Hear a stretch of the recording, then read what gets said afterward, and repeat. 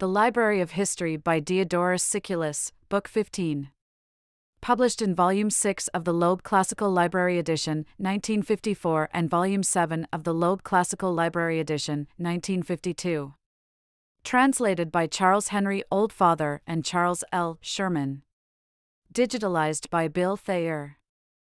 Audiobook produced by Open Audio Recordings and read by Nancy, a Microsoft Azure AI neural voice. Start of Book 15.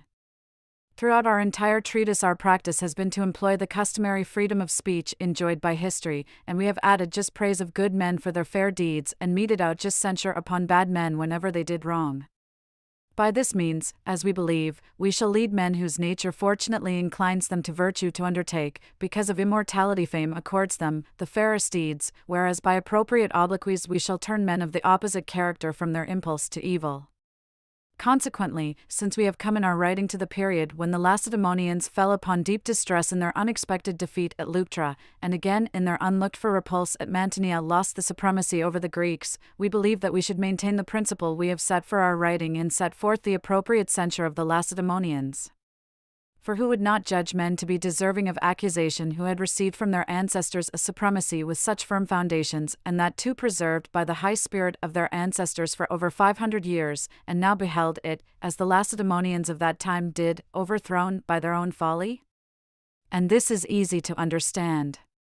For the men who had lived before them won the glory they had by many labors and great struggles, treating their subjects the while fairly and humanely, but their successors used their allies roughly and harshly, stirring up, besides, unjust and insolent wars against the Greeks, and so it is quite to be understood that they lost their rule because of their own acts of folly.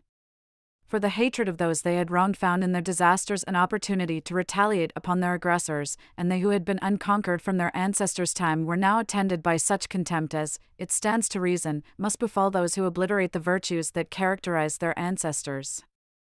This explains why the Thebans, who for many generations had been subjects of their superiors, when they defeated them to everyone's surprise, became supreme among the Greeks, but the Lacedaemonians, when once they had lost the supremacy, were never at any time able to recover the high position enjoyed by their ancestors. Now that we have sufficiently censured the Lacedaemonians, we shall in turn pass on to the further course of our history, after we have first set the time limits of this section. The preceding book, which is the 14th of our narrative, closed with the events concerned with the enslaving of the regions by Dionysius and the capture of Rome by the Gauls, which took place in the year preceding the campaign of the Persians in Cyprus against Evagras the king. In this book we shall begin with this war and close with the year preceding the reign of Philip the son of Amyntas. When Mystichides was archon in Athens, the Romans elected in place of consuls 3 military tribunes, Marcus Furius, Gaius, and Emilius. This year Artaxerxes, the king of the Persians, made war upon Evagras, the king of Cyprus. He busied himself for a long time with the preparations for the war and gathered a large armament, both naval and land. His land force consisted of 300,000 men, including cavalry, and he equipped more than 300 triremes. As commanders he chose for the land force his brother-in-law Orontes, and for the naval Teribazus, a man who was held in high favor among the Persians. These commanders took over the armaments in Phocea and Syme, repaired to Cilicia, and passed over to Cyprus, where they prosecuted the war with vigor. Evagras made an alliance with Acharis, the king of the Egyptians, who was an enemy of the Persians, and received a strong force from him, and from Hecatomnus, the lord of Curia, who was secretly cooperating with him, he got a large sum of money to support his mercenary troops. Likewise he drew on such others to join in the war with Persia as were at odds with the Persians either secretly or openly. He was master of practically all the cities of Cyprus, and of Tyre and some others in Phoenicia. He also had 90 triremes, of which 20 were Tyrian and 70 were Cyprian, 6,000 soldiers of his own subjects, and many more than this number from his allies. In addition to these he enlisted many mercenaries, since he had funds in abundance. And not a few soldiers were sent him by the king of the Arabs, and by certain others of whom the king of the Persians was suspicious. Since Evagras had such advantages, he entered the war with confidence. First, since he had not a few boats of the sort used for piracy, he lay in wait for the supplies coming to the enemy, sank some of their ships at sea, drove off others, and captured yet others. Consequently, the merchants did not dare to convey food to Cyprus, and since large armaments had been gathered on the island, the army of the Persians soon suffered from lack of food, and the want led to revolt, the mercenaries of the Persians attacking their officers, slaying some of them, and filling the camp with tumult and revolt. It was with difficulty that the generals of the Persians and the leader of the naval armament, known as Glauce, put an end to the mutiny. Sailing off with their entire fleet, they transported a large quantity of grain from Cilicia and provided a great abundance of food. As for Evagrius, King Acarus transported an adequate supply of grain from Egypt and sent him money and adequate supplies for every other need. Evagrius, seeing that he was much inferior in naval strength, fitted out 60 additional ships and sent for 50 from Acarus in Egypt, so that he had in all 200 triremes. These he fitted out for battle in a way to cause terror, and by continued trials and drill got ready for a sea engagement. Consequently, when the king's fleet sailed past towards Citium, he fell upon the ships unexpectedly and had a great advantage over the Persians. For he attacked with his ships in compact array, ships in disorder, and since he fought with men whose plans were prepared against men unready, he at once at the first encounter won a prearranged victory. For, attacking as he did with his triremes in close order, triremes that were scattered and in confusion, he sank some and captured others. Still, the Persian admiral Glauce and the other commanders put up a gallant resistance, and a fierce struggle developed in which at first Evagrius held the upper hand. Later, however, when Glauce attacked in strong force and put up a gallant fight, the result was that Evagrius turned in flight and lost many of his triremes. The Persians, after their victory in the sea fight, gathered both their sea and land forces at the city of Citium. From this as their base, they organized a siege of Salamis and beleaguered the city both by land and by sea. Meantime, Teribazus crossed over to Cilicia after the sea fight and continued thence to the king, reported the victory, and brought back 2,000 talents for the prosecution of the war. Before the sea fight, Evagrius, who had fallen in with a body of the land force near the sea and defeated it, had been confident of success, but when he suffered defeat in the sea fight and found himself besieged, he lost heart. Nevertheless, deciding to continue the war, he left his son Nitagras behind as supreme commander in Cyprus and himself took 10 triremes, eluded the enemy, and got away from Salamis. On arriving in Egypt, he met the king and urged him to continue the war energetically and to consider the war against the Persians a common undertaking. While these events were taking place, the Lacedaemonians determined to make war upon Mantinea, without regard to the standing treaty, for the following reasons. The Greeks were enjoying the general peace of Antalcidas, in accordance with which all the cities had got rid of their garrisons and recovered, by agreement, their autonomy. The Lacedaemonians, however, who by their nature loved to command and by policy preferred war, would not tolerate the peace which they considered to be a heavy burden, and longing for their past dominance over Greece, they were poised and alert to begin a new movement. At once, then, they stirred up the cities and formed partisan groups in them with the aid of their friends, being provided in some of the cities with plausible grounds for interference. For the cities, after having recovered their autonomy, demanded an accounting of the men who had been in control under the Lacedaemonian supremacy, and since the procedure was harsh, because the people bore enmity for past injuries and many were sent into exile, the Lacedaemonians took it upon themselves to give support to the defeated faction. By receiving these men and dispatching a force with them to restore them to their homes, they at first enslaved the weaker cities, but afterward made war on and forced the more important cities to submit, having preserved the general peace no longer than 2 years. Seeing that the city of the Mantineans lay upon their borders and was full of valiant men, the Lacedaemonians were jealous of its growth which had resulted from the peace and were bent on humbling the pride of its citizens. First of all, therefore, they dispatched ambassadors to Mantinea, commanding them to destroy their walls and all of them to remove to the original 5 villages from which they had of old united to form Mantinea. When no one paid any attention to them, they sent out an army and laid siege to the city. The Mantineans dispatched ambassadors to Athens, asking for aid. When the Athenians did not choose to make a breach of the common peace, the Mantineans none the less withstood the siege on their own account and stoutly resisted the enemy. In this way, then, fresh wars got a start in Greece. In Sicily, Dionysius, the tyrant of the Syracusans, now that he was relieved of wars with the Carthaginians, enjoyed great peace and leisure. Consequently, he devoted himself with much seriousness to the writing of poetry, and summoning men of repute in this line, he accorded them special honors and resorted to them, making use of them as instructors and revisers of his poems. Elated by the flattering words with which these men repaid his benefactions, Dionysius boasted far more of his poems than of his successes in war. Among the poets in his company was Philoxenus, the writer of dithyrambs, who enjoyed very high repute as a composer in his own line. After dinner, when the compositions of the tyrant, which were wretched, had been read, he was asked what was his judgment of the poetry. When he replied with a good deal of frankness, the tyrant, offended at his words, found fault with him that he had been moved by jealousy to use scurrilous language, and commanded his servants to drag him off forthwith to the quarries. On the next day, however, when Philoxenus' friends made petition for a grant of pardon, Dionysius made up with him and again included the same men in his company after dinner. As the drinking advanced, again Dionysius boasted of the poetry he had written, recited some lines which he considered to be happily composed, and then asked, "What do you think of the verses?" To this Philoxenus said not a word, but called Dionysius' servants and ordered them to take him away to the quarries. Now at the time Dionysius, smiling at the ready wit of the words, tolerated the freedom of speech, since the joke took the edge off the censure. But when some time later his acquaintances and Dionysius as well asked him to desist from his untimely frankness, Philoxenus made a paradoxical offer. He would, he said, in his answer both respect the truth and keep the favor of Dionysius. Nor did he fail to make his word good. For when the tyrant produced some lines that described harrowing events, and asked, "How do the verses strike you?" he replied, "Pitiful," keeping his double promise by the ambiguity.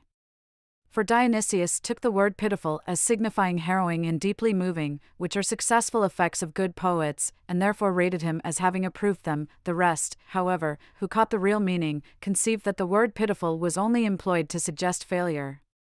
Much the same thing, as it happened, also occurred in the case of Plato the philosopher. Dionysius summoned this man to his court and at first deigned to show him the highest favor, since he saw that he practiced the freedom of speech that philosophy is entitled to. But later, being offended at some of his statements, he became altogether alienated from him, exposed him in the market, and sold him as a slave for 20 minas. Those who were philosophers, however, joined together, purchased his freedom, and sent him off to Greece with the friendly admonition that a wise man should associate with tyrants either as little as possible or with the best grace possible. Dionysius did not renounce his zeal for poetry but dispatched to the Olympic Games actors with the most pleasing voices who should present a musical performance of his poems for the assembled throng. At first their pleasing voices filled the hearers with admiration, but later, on further reflection, the reciters were despised and rewarded with laughter. Dionysius, on learning of the slight that was cast upon his poems, fell into a fit of melancholy. His condition grew constantly worse and a madness seized his mind, so that he kept saying that he was the victim of jealousy and suspected all his friends of plotting against him. At last his frenzy and madness went so far that he slew many of his friends on false charges, and he drove not a few into exile, among whom were Philistus and his own brother Leptines, men of outstanding courage who had rendered him many important services in his wars. These men, then, passed their banishment in Thurii in Italy, where they were cordially welcomed by the Italian Greeks. Later, at the request of Dionysius, they were reconciled with him and returned to Syracuse, where they enjoyed his former goodwill, and Leptines married Dionysius' daughter. These, then, were the events of this year. When Dexithius was archon in Athens, the Romans elected as consuls Lucius Lucretius and Servius Sulpicius. This year Evagrius, the king of the Salaminians, arrived in Cyprus from Egypt, bringing money from Acharis, the king of Egypt, but less than he had expected. When he found that Salamis was closely besieged and that he was deserted by his allies, he was forced to discuss terms of settlement.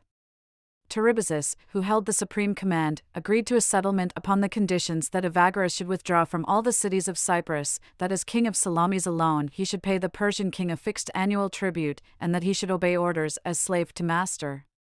Although these were hard terms, Evagrius agreed to them all except that he refused to obey orders as slave to master, saying that he should be subject as king to king.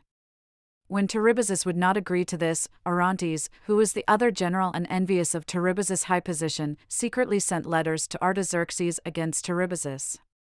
The charges against him were first, that although he was able to take Salamis, he was not doing so, but was receiving embassies from Evagras and conferring with him on the question of making common cause, that he was likewise concluding a private alliance with the Lacedaemonians, being their friend, that he had sent to Pytho to inquire of the god regarding his plans for revolt, and, most important of all, that he was winning for himself the commanders of the troops by acts of kindness, bringing them over by honors and gifts and promises. On reading the letter, the king, believing the accusations, wrote to Orontes to arrest Teribazus and dispatch him to him. When the order had been carried out, Teribazus, on being brought to the king, asked for a trial and for the time being was put in prison.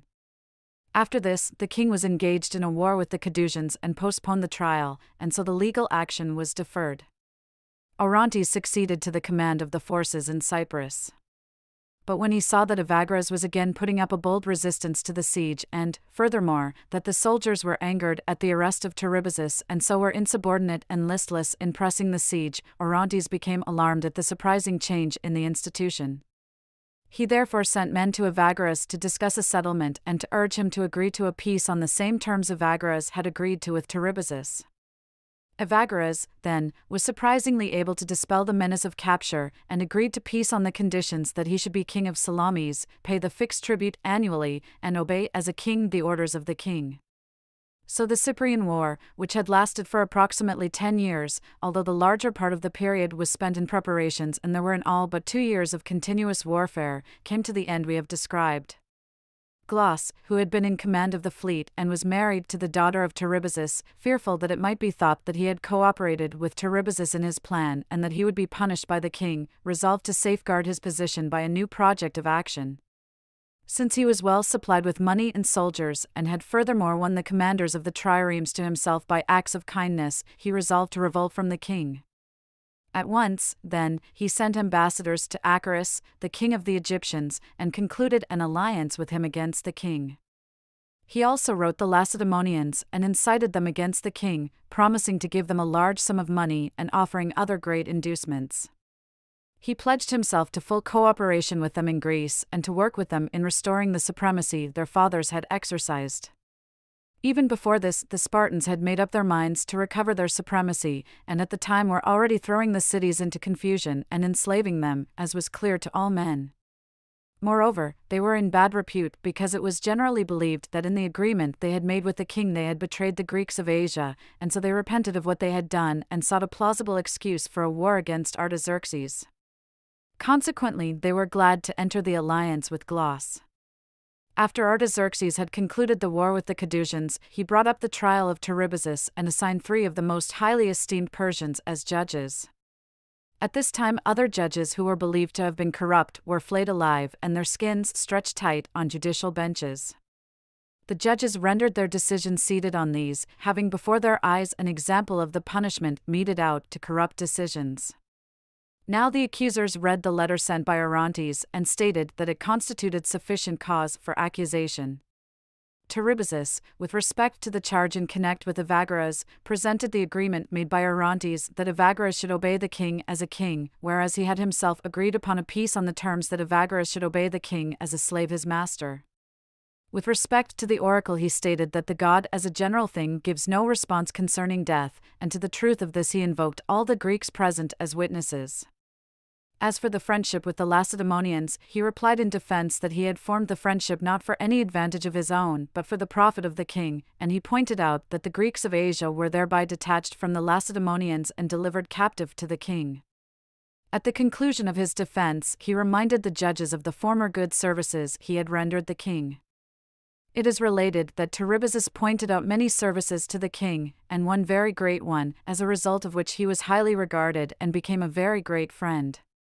Once during a hunt, while the king was riding in a chariot, 2 lions came at him, tore to pieces 2 of 4 horses belonging to the chariot, and then charged upon the king himself, but at that very moment Teribazus appeared, slew the lions, and rescued the king from the danger. In wars also, men say, he excelled in valor, and in council his judgment was so good that when the king followed his advice he never made a mistake. By means of such a defense, Teribazus was cleared of the charges by the unanimous vote of the judges. The king summoned the judges one by one and asked each of them what principles of justice he had followed in clearing the accused. The first said that he observed the charges to be debatable, while the benefactions were not contested. The second said that, though it were granted that the charges were true, nevertheless the benefactions excelled the offences.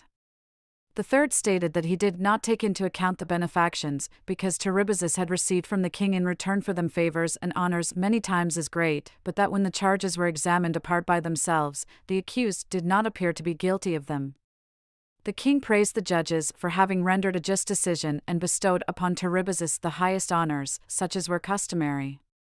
Orontes, however, he condemned as one who had fabricated a false accusation, expelled him from his list of friends, and subjected him to the utmost marks of degradation.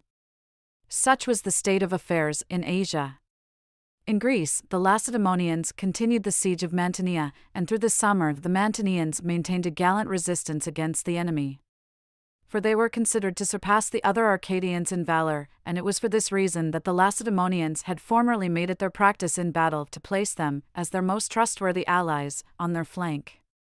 But with the coming of winter, the river which flows beside Mantinea received a great increase from rains, and the Lacedaemonians diverted the flow of the river with great dikes, turned the river into the city, and made a pool of all the region round about. Consequently, as the houses began to fall, the Mantineans in despair were compelled to surrender the city to the Lacedaemonians. After they received the surrender, they imposed no other hardship on the Mantineans than the command that they should move back to their former villages. Consequently, they were compelled to raise their own city and return to their villages. While these events were taking place, in Sicily Dionysius, the tyrant of the Syracusans, resolved to plant cities on the Adriatic Sea. His idea in doing this was to get control of the Ionian Sea, in order that there he might make the route to Epirus safe and have his own cities which could give haven to ships. For it was his intent to descend unexpectedly with great armaments upon the regions about Epirus and to sack the temple at Delphi, which was filled with great wealth. Consequently, he made an alliance with the Illyrians with the help of Alcidas the Molossian, who was at the time an exile and spending his days in Syracuse. Since the Illyrians were at war, he dispatched to them an allied force of 2,000 soldiers and 500 suits of Greek armor. The Illyrians distributed the suits of armor among their cost warriors and incorporated the soldiers among their own troops. Now that they had gathered a large army, they invaded Epirus and would have restored Alcidas to the kingship over the Molossians. But when no one paid any attention to him, they first ravaged the country, and after that, when the Molossians drew up against them, there followed a sharp battle in which the Illyrians were victorious and slew more than 15,000 Molossians. After such a disaster befell the inhabitants of Epirus, the Lacedaemonians, as soon as they had learned the facts, sent a force to give aid to the Molossians, by means of which they curbed the barbarians' great audacity. While these events were taking place, the Parians, in accordance with an oracle, sent out a colony to the Adriatic, founding it on the island of Pharos, as it is called, with the cooperation of the tyrant Dionysius. He had already dispatched a colony to the Adriatic not many years previously and had founded the city known as Lissus. From this as his base Dionysius. Since he had the leisure, he built dockyards with a capacity for 200 triremes and threw about the city a wall of such size that its circuit was the greatest possessed by any Greek city. He also constructed large gymnasia along the Anapus River, and likewise temples of the gods and whatever else would contribute to the growth and renown of the city. At the conclusion of the year, in Athens Diotrephes was archon, and in Rome the consuls elected were Lucius Valerius and Aulus Malleus, and the Eleans celebrated the 99th Olympiad, that in which Dion of Syracuse won the stadion. This year the Parians, who had settled Pharos, allowed the previous barbarian inhabitants to remain unharmed in an exceedingly well-fortified place, while they themselves founded a city by the sea and built a wall about it. Later, however, the old barbarian inhabitants of the island took offense at the presence of the Greeks and called in the Illyrians of the opposite mainland. These, to the number of more than 10,000, crossed over to Pharos in many small boats, wrought havoc, and slew many of the Greeks. But the governor of Lissus appointed by Dionysius sailed with a good number of triremes against the light craft of the Illyrians, sinking some and capturing others, and slew more than 5,000 of the barbarians, while taking some 2,000 captive. Dionysius, in need of money, set out to make war against Tyrrhenia with 60 triremes. The school he offered was the suppression of the pirates, but in fact he was going to pillage a holy temple, richly provided with dedications, which was located in the seaport of the Tyrrhenian city of Agil, the name of the port being Perge. Putting in by night, he disembarked his men, attacked at daybreak, and achieved his design, for he overpowered the small number of guards in the place, plundered the temple, and amassed no less than 1,000 talents. When the men of Agil came out to bring help, he overpowered them in battle, took many prisoners, laid waste their territory, and then returned to Syracuse.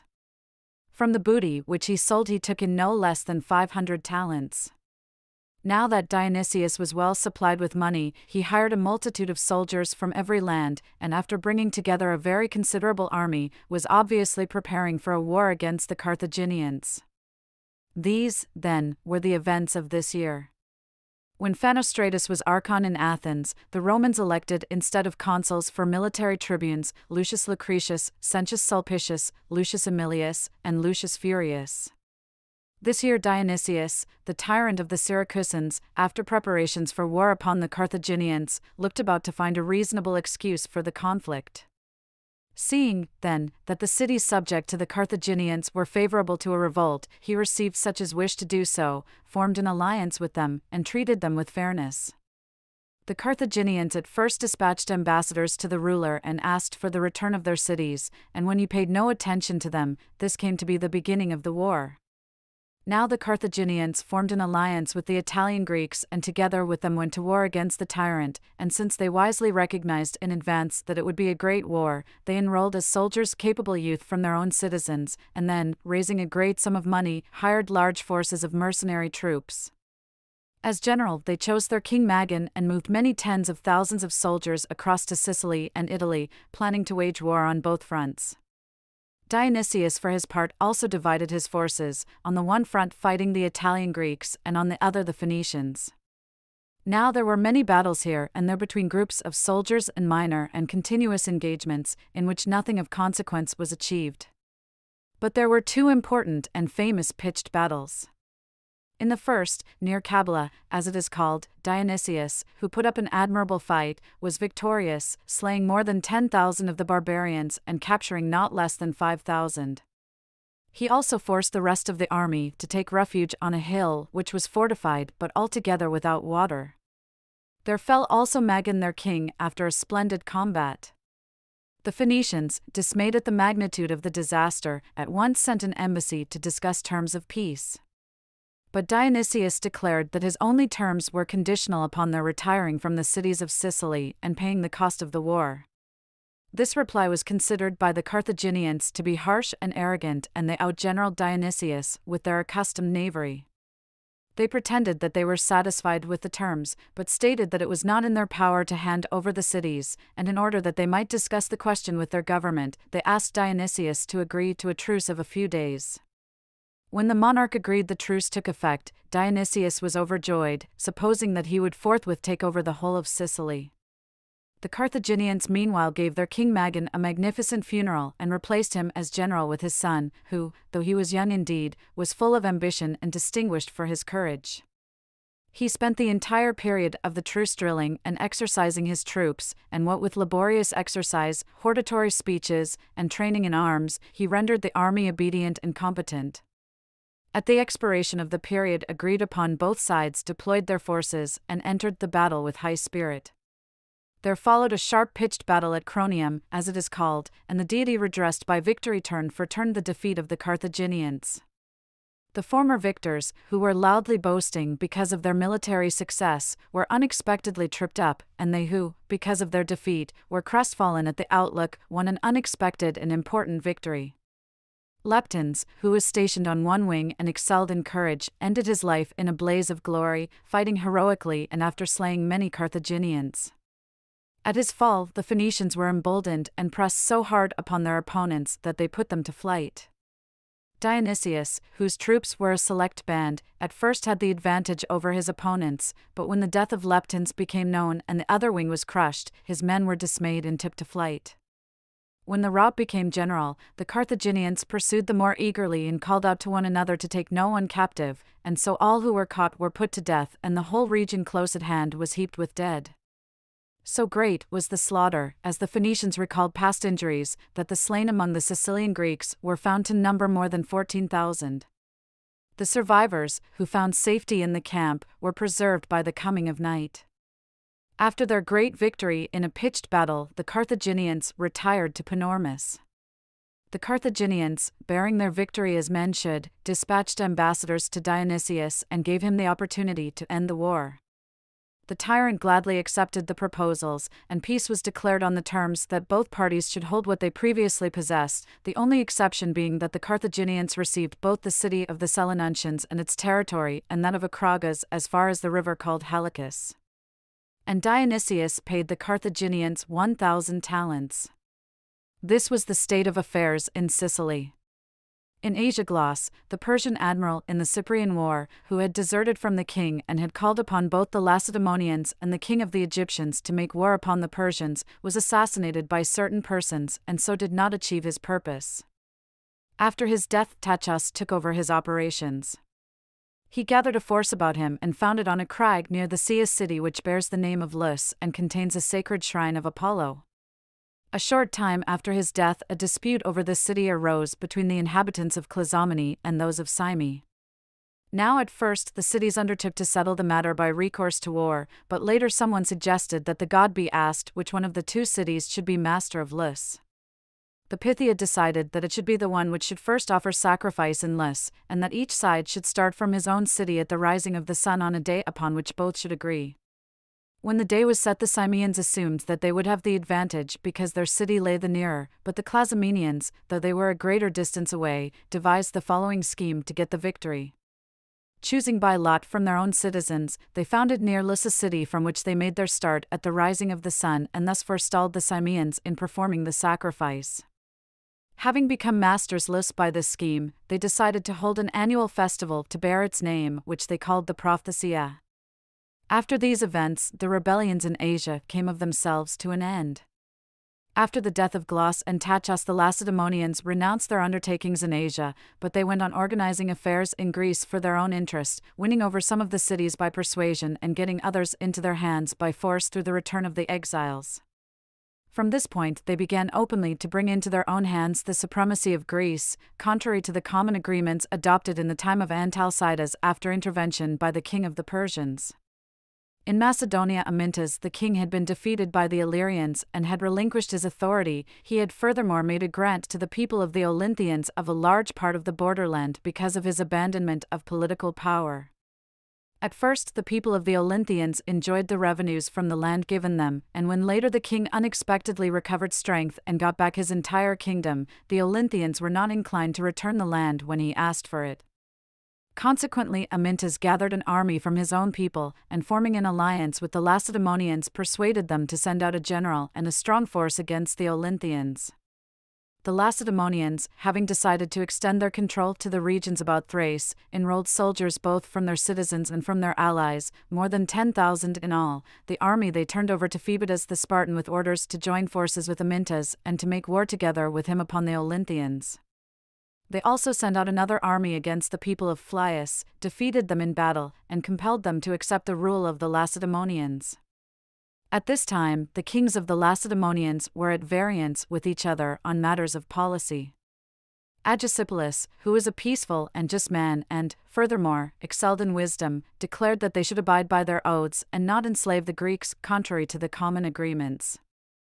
He pointed out that Sparta was in ill repute for having surrendered the Greeks of Asia to the Persians and for organizing the cities of Greece in her own interest, although she had sworn in the common agreement that she would preserve their autonomy. But Agesilas, who was by nature a man of action, was fond of war and yearned for dominance over the Greeks. When Evander was archon at Athens, the Romans elected 6 military tribunes with consular power: Quintus Sulpicius, Gaius Fabius, Quintus Servilius, Publius Cornelius. During their term of office, the Lacedaemonians took possession of the Cadmea in Thebes for the following reasons. Seeing that Boeotia had a large number of cities and that her inhabitants were men of outstanding valor, while Thebes, still retaining her renown of ancient times, was, generally speaking, the citadel of Boeotia, they were mindful of the danger that Thebes, if a suitable occasion arose, might claim the leadership of Greece. Accordingly, the Spartans gave secret instructions to their commanders, if ever they found an opportunity, to take possession of the Cadmea.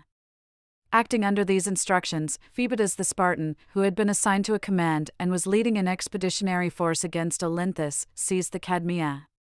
When the Thebans, resenting this act, gathered under arms, he joined battle with them and after defeating them exiled 300 of the most eminent Thebans. Then after he had terrorized the rest and had stationed a strong garrison in the Cadmea, he went off on his own business. For this act the Lacedaemonians, being now discredited in the eyes of the Greeks, punished Phoebidas with a fine but would not remove the garrison from Thebes. So the Thebans in this way lost their independence and were compelled to take orders from the Lacedaemonians. As the Olynthians continued the war against Amyntas, king of the Macedonians, the Lacedaemonians relieved Phoebidas of his command and installed Phoebidas' brother Eudamidas as general. Giving him 3,000 hoplites, they dispatched him to carry on the war against the Olynthians.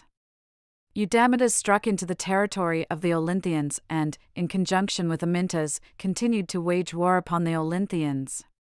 Thereupon the Olynthians, who had collected a considerable force, had the better in the field because they had more soldiers than the enemy, but the Lacedaemonians, having made ready a considerable force, appointed Teleucias general in charge of it.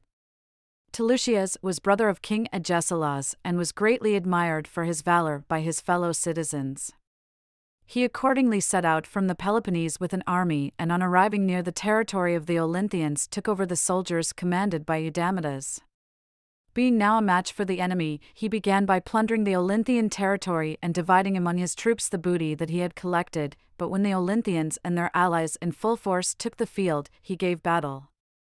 At first they drew apart after an even contest, but later a stubborn battle was fought in which Teleucias himself fell after a splendid fight and the Lacedaemonians lost more than 1,200 men. After the Olynthians had met with so remarkable a success, the Lacedaemonians, wishing to repair the loss they had sustained, prepared to send out more numerous forces, while the Olynthians, judging that the Spartans would come with larger forces and that the war would last for a long time, prepared large supplies of grain and procured additional soldiers from their allies. When Demophilus was archon at Athens, the Romans elected as military tribune with consular power Publius Cornelius, Lucius Virginius, Lucius Papirius, Marcus Furius, Valerius, Aulus Manlius, Lucius and Postumius. During their term of office, the Lacedaemonians appointed as General Agesilaus their king, gave him an adequate army, and voted to make war on the Olynthians. On his arrival in Olynthian territory, he took under his command the soldiers previously encamped there and continued the war against the inhabitants. The Olynthians, however, engaged in no important battle this year, but to the end fought only by exchanges of missiles and short engagements, being in awe of the strength of the king's army. At the close of the year Pythius was archon at Athens, and at Rome 6 military tribunes with consular power were elected: Titus Quinctius, Lucius Servilius, Lucius Julius, Aquilius, Lucius Lucretius, and Servius Sulpicius, and in this year the Eleans celebrated the 100th Olympiad, at which Dionysodorus of Tarentum won the stadium race. During their term of office Agesilaus, king of the Lacedaemonians, died of illness after a reign of 14 years. Cleombrotus his brother succeeded to the throne and reigned for 9 years. The Lacedaemonians appointed Polybiades general and sent him to the war against the Olynthians.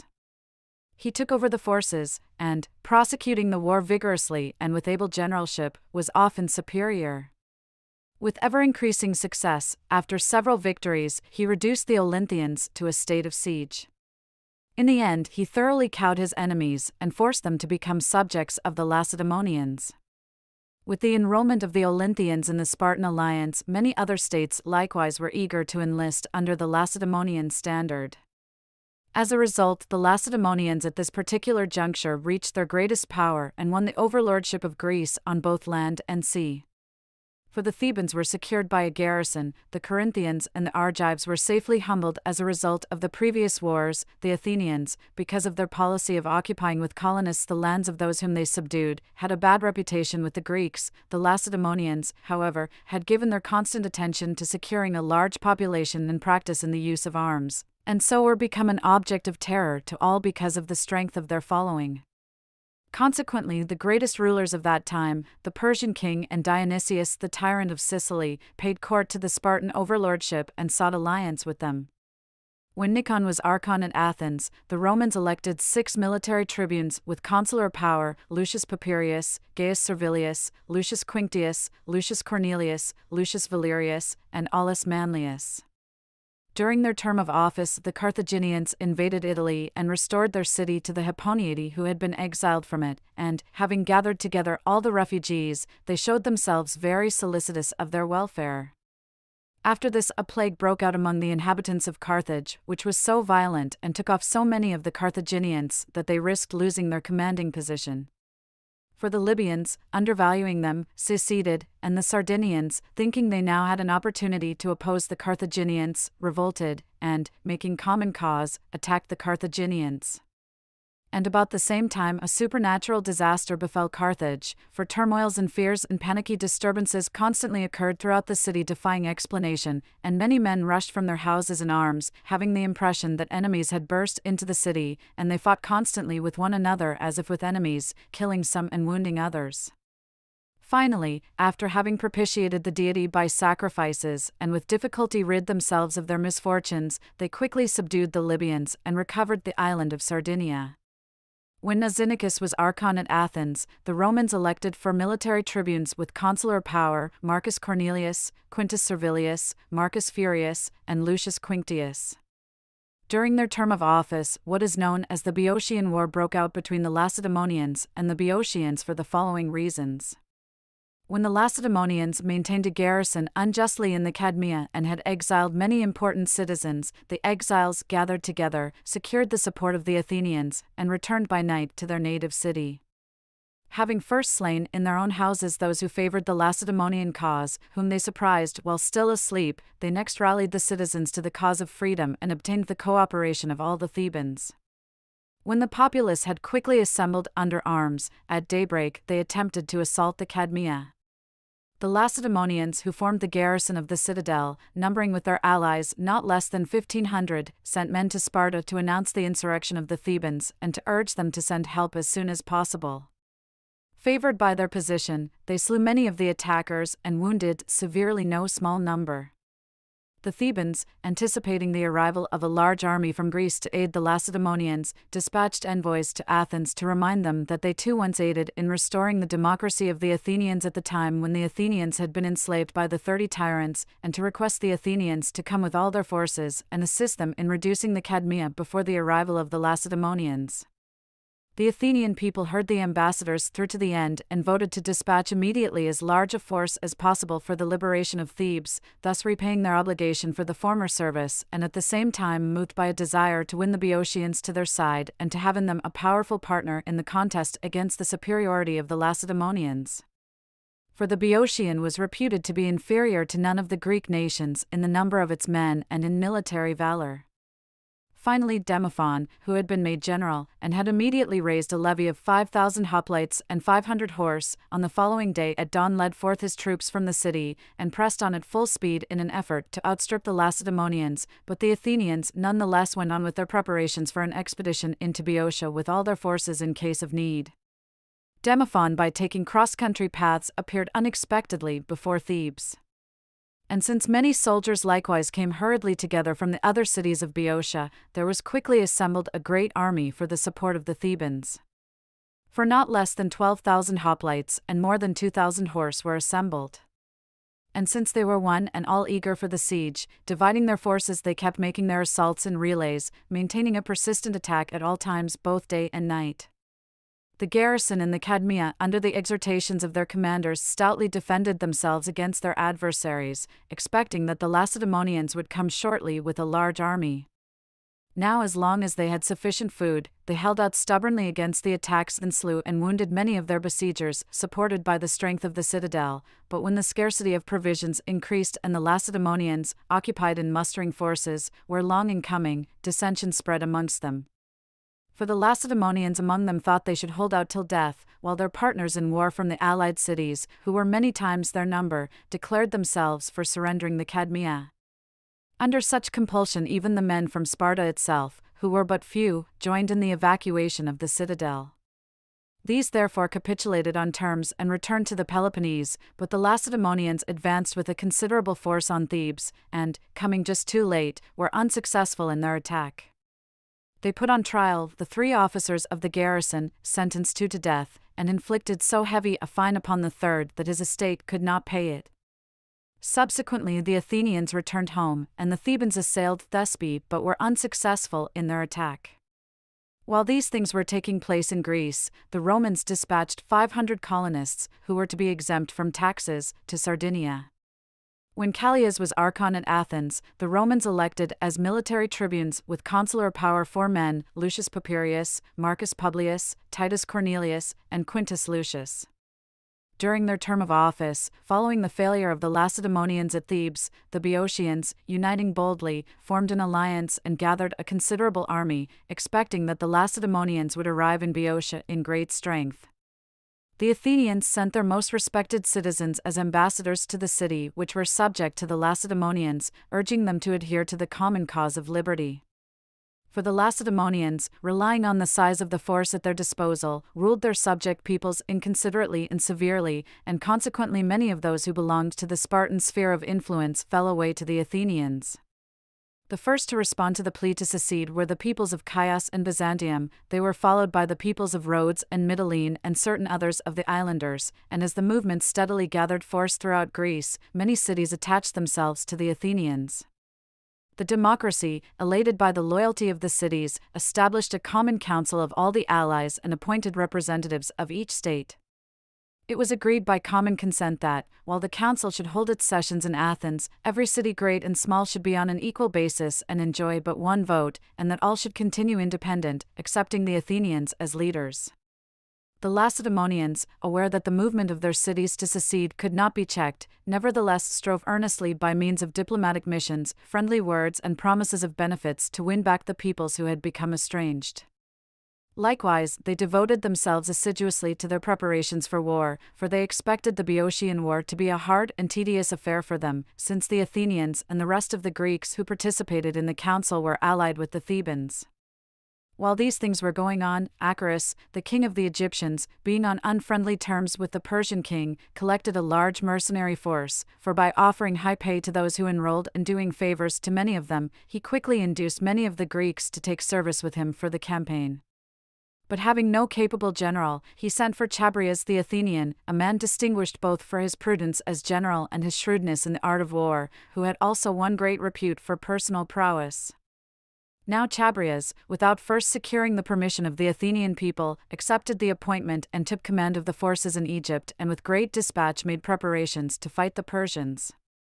But Pharnabazus, who had been appointed by the king general of the Persian armies, prepared large supplies of war material and also sent ambassadors to Athens, first to denounce Chabrias, who by becoming general of the Egyptians was alienating, so he said, the king's affection from the people of Athens, and, secondly, to urge them to give him Iphicrates as general.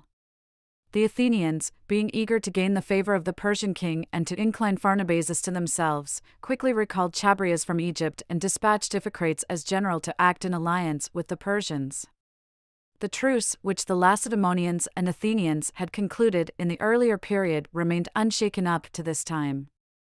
But now Sphodriades the Spartan, who had been placed in command and was by nature flighty and precipitate, was prevailed upon by Cleombrotus, the king of the Lacedaemonians, without the consent of the Ephors to occupy the Piraeus. Sphodriades, with more than 10,000 soldiers, attempted to occupy the Piraeus at night, but he was detected by the Athenians and, failing in the attempt, returned without accomplishing anything. He was then denounced before the council of the Spartans, but since he had the kings to support him, he got off by a miscarriage of justice. As a result, the Athenians, much vexed at the occurrence, voted that the truce had been broken by the Lacedaemonians. They then decided to make war on them and chose 3 of their most distinguished citizens as generals, Timotheus, Chabrias, and Callistratus. They voted to levy 20,000 hoplites and 500 cavalry, and to man 200 ships. They likewise admitted the Thebans into the common council on terms equal in all respects. They voted also to restore the land settled by clerics to its former owners and passed a law that no Athenian should cultivate lands outside of Attica. By this generous act, they recovered the goodwill of the Greeks and made their own leadership more secure. Now many of the other cities for the aforesaid reason were prompted to fall away to Athens, and the first to join in the alliance, and the most eager were the cities of Euboea excepting Hestia, for Hestia, having been treated most generously by the Lacedaemonians while she had suffered terribly in war with the Athenians, had very good reason for maintaining unabated her enmity to Athens, and force continuing to observe inviolate her pledge of the Sparta. Nevertheless, 70 cities eventually entered into alliance with the Athenians and participated on equal footing in the Common Council.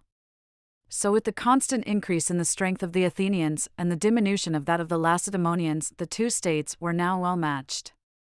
The Athenians, seeing affairs proceeding to their liking, dispatched a force to Euboea to serve at once as a protection for their allies and to subdue the opposition. In Euboea, a short time before this, a certain Neogenes, with the assistance of Jason of Pherai, had gathered soldiers and occupied the citadel of Hestia, and so appointed himself tyrant of this country and of the city of Orytans. Because of his violent and arrogant rule, the Lacedaemonians had then dispatched Therapides against him. Therapides at first endeavored to prevail upon the tyrant by reasoning with him to leave the citadel, but when the tyrant paid no heed to him, he rallied the people of the district to the cause of freedom, took the place by storm, and restored their freedom to the people of Oreus. For this reason, the people who inhabit what is known as the country of the Hestians continued to be loyal to the Spartans and preserved intact their friendship. Chabrias, in command of the force dispatched by the Athenians, laid waste Hestiotis, and, fortifying its metropolis, as it is called, which is situated on a naturally steep hill, left a garrison in it, and then sailed to the Cyclades, and won over Peparethus and Cyathos and some other islands, which had been subject to the Lacedaemonians. The Spartans, perceiving that the impulse of their allies to secede was not to be checked, put an end to their former severity and began to treat the cities humanely. By this sort of treatment and by benefactions they rendered all their allies more loyal. And now that they saw that the war was becoming more serious and required strict attention, they set ambitiously to work on their various preparations for it, and in particular brought to greater perfection the organization and distribution of their soldiers and the services.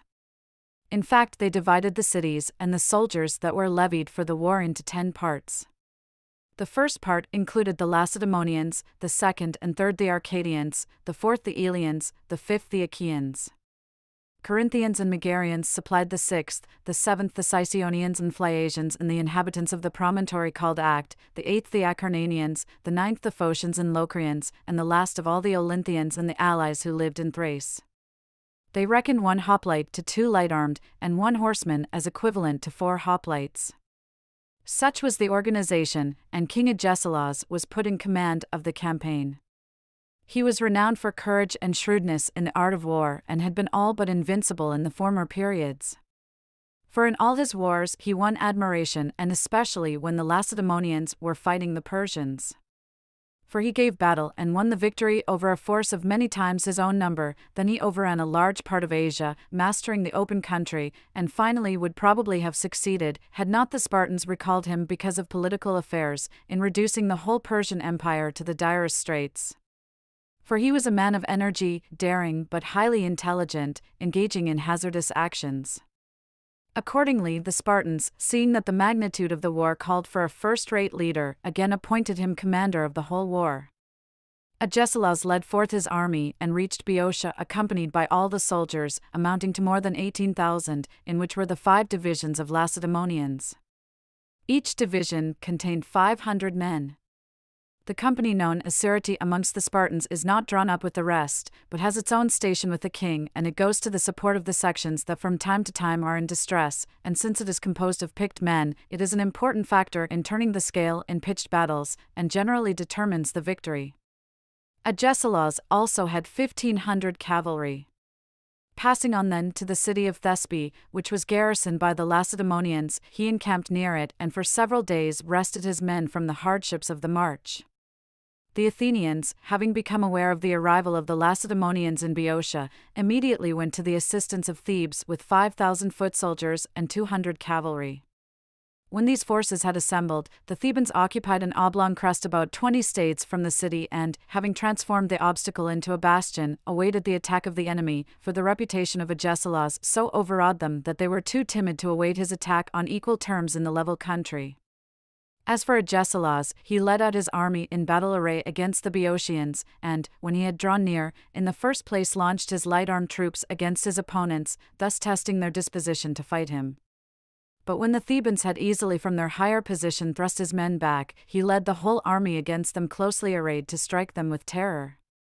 Chabrias the Athenian, however, leading his mercenary troops, ordered his men to receive the enemy with a show of contempt, maintaining all the while their battle lines, and, leaning their shields against their knees, to wait with upraised spear.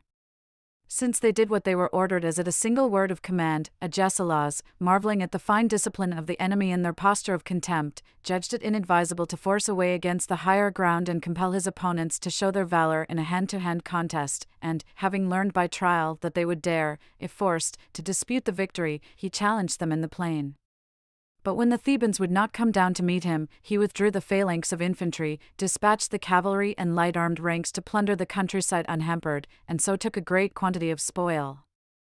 The Spartan advisers, who accompanied Agesilaus, and his officers expressed to him their surprise that Agesilaus, who reputedly was a man of energy and had the larger and more powerful force, should have avoided a decisive contest with the enemy. To them Agesilaus made answer that, as it was, the Lacedaemonians had won the victory without the risk, for when the countryside was being sacked, the Boeotians had not dared to rally to its defense, but if, when the enemy themselves had conceded the victory, he had forced them to endure the risks of battle, perhaps through the uncertainty of fortune the Lacedaemonians might even have come to grief in the contest. Now at the time he was thought in this reply of his to have estimated the possible outcome fairly well, but later in the light of events he was believed to have uttered no mere human saying but a divinely inspired oracle. For the Lacedaemonians, having taken the field against the Thebans with a mighty army and having compelled them to fight for their freedom, met with a great disaster. They were defeated, namely, at Leuctra first, where they lost many of their citizen soldiers and their king Cleombrotus fell, and later, when they fought at Mantinea, they were utterly routed and hopelessly lost their supremacy. For fortune has a knack, when men vaunt themselves too highly, of laying them unexpectedly low and so teaching them to hope for nothing in excess. At any rate Agesilaus, prudently satisfied with his first success, brought his army through unharmed. After this Agesilaus returned with his army to the Peloponnese, while the Thebans, saved by the generalship of Chabrias, though he had performed many gallant deeds in war, was particularly proud of this bit of strategy, and he caused the statues which had been granted to him by his people to be erected to display that posture.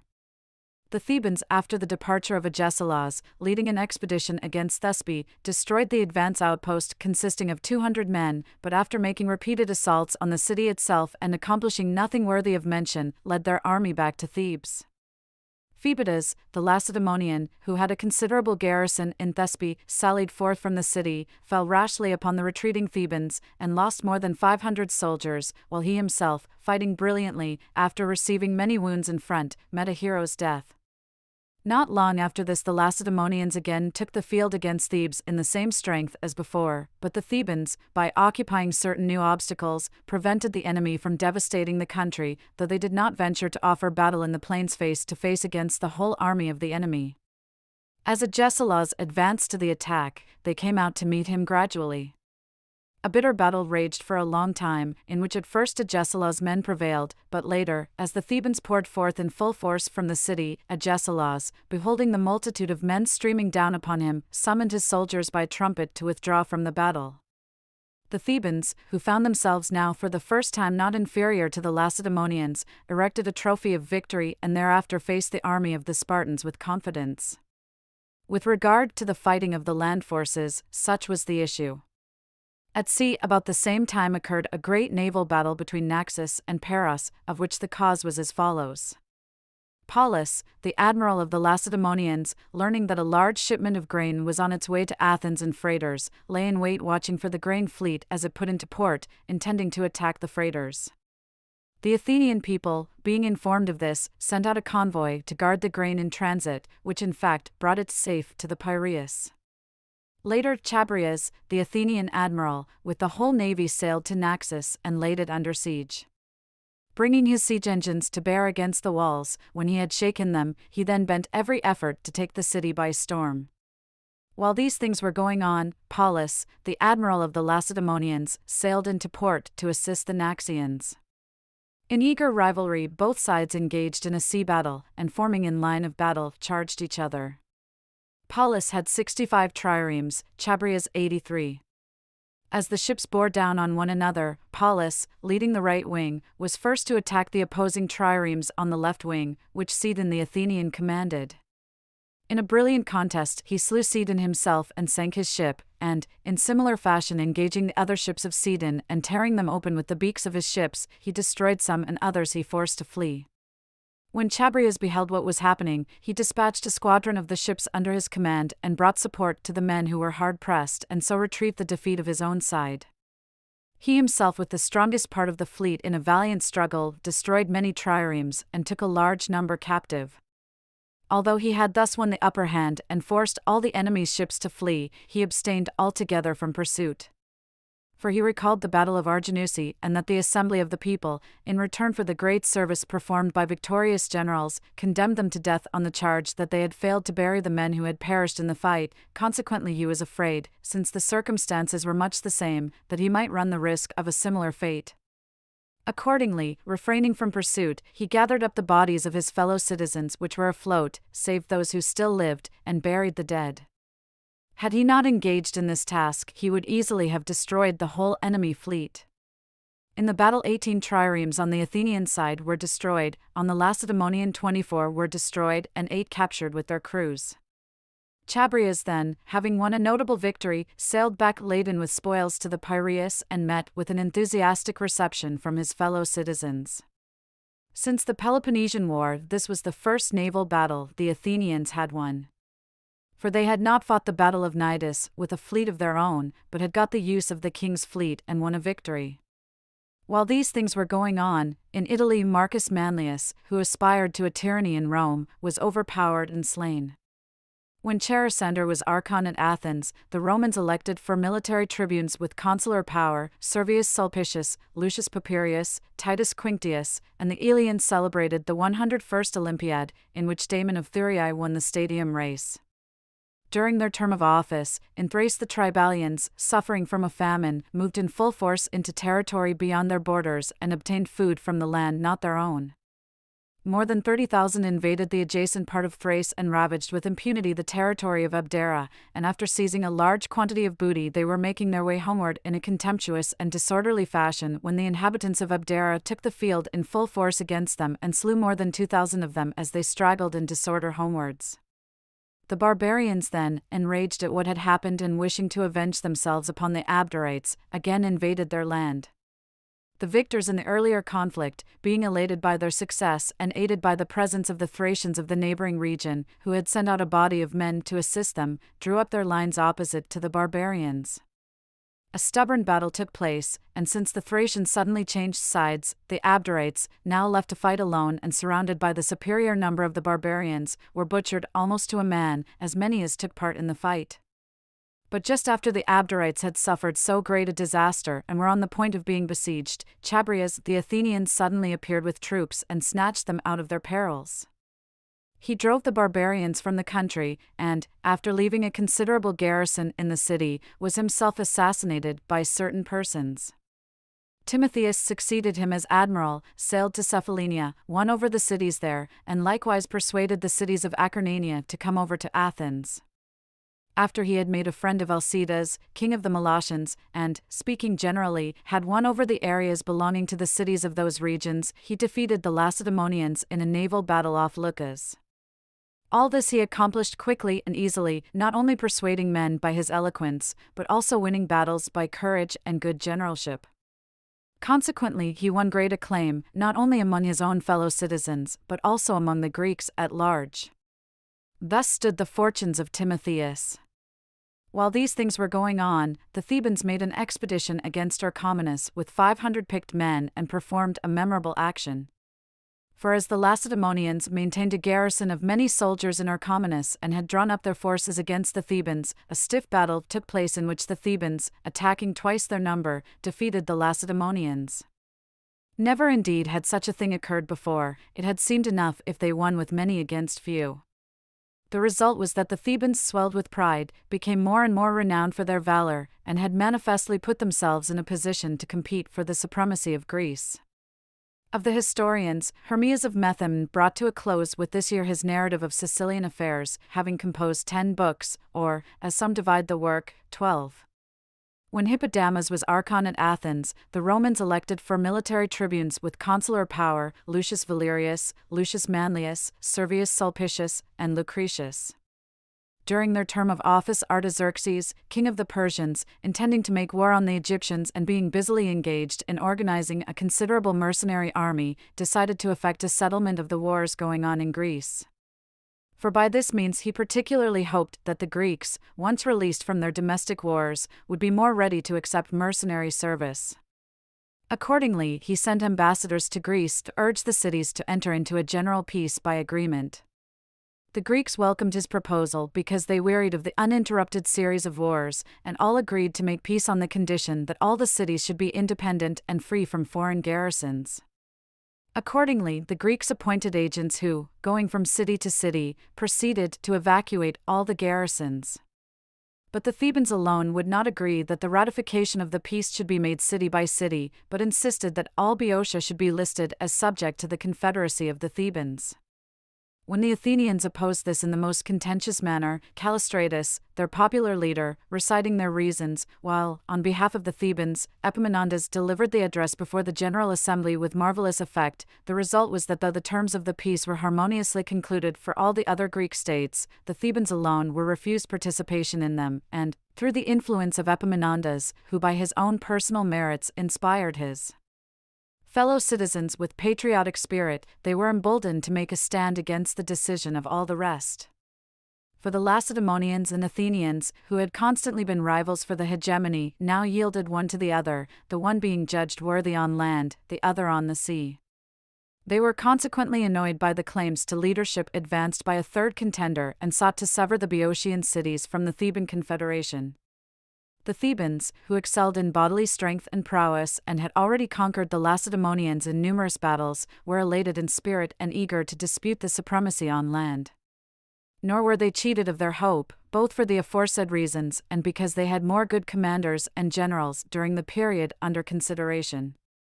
Most famous were Pelopidas, Gorgidas, and Epaminondas.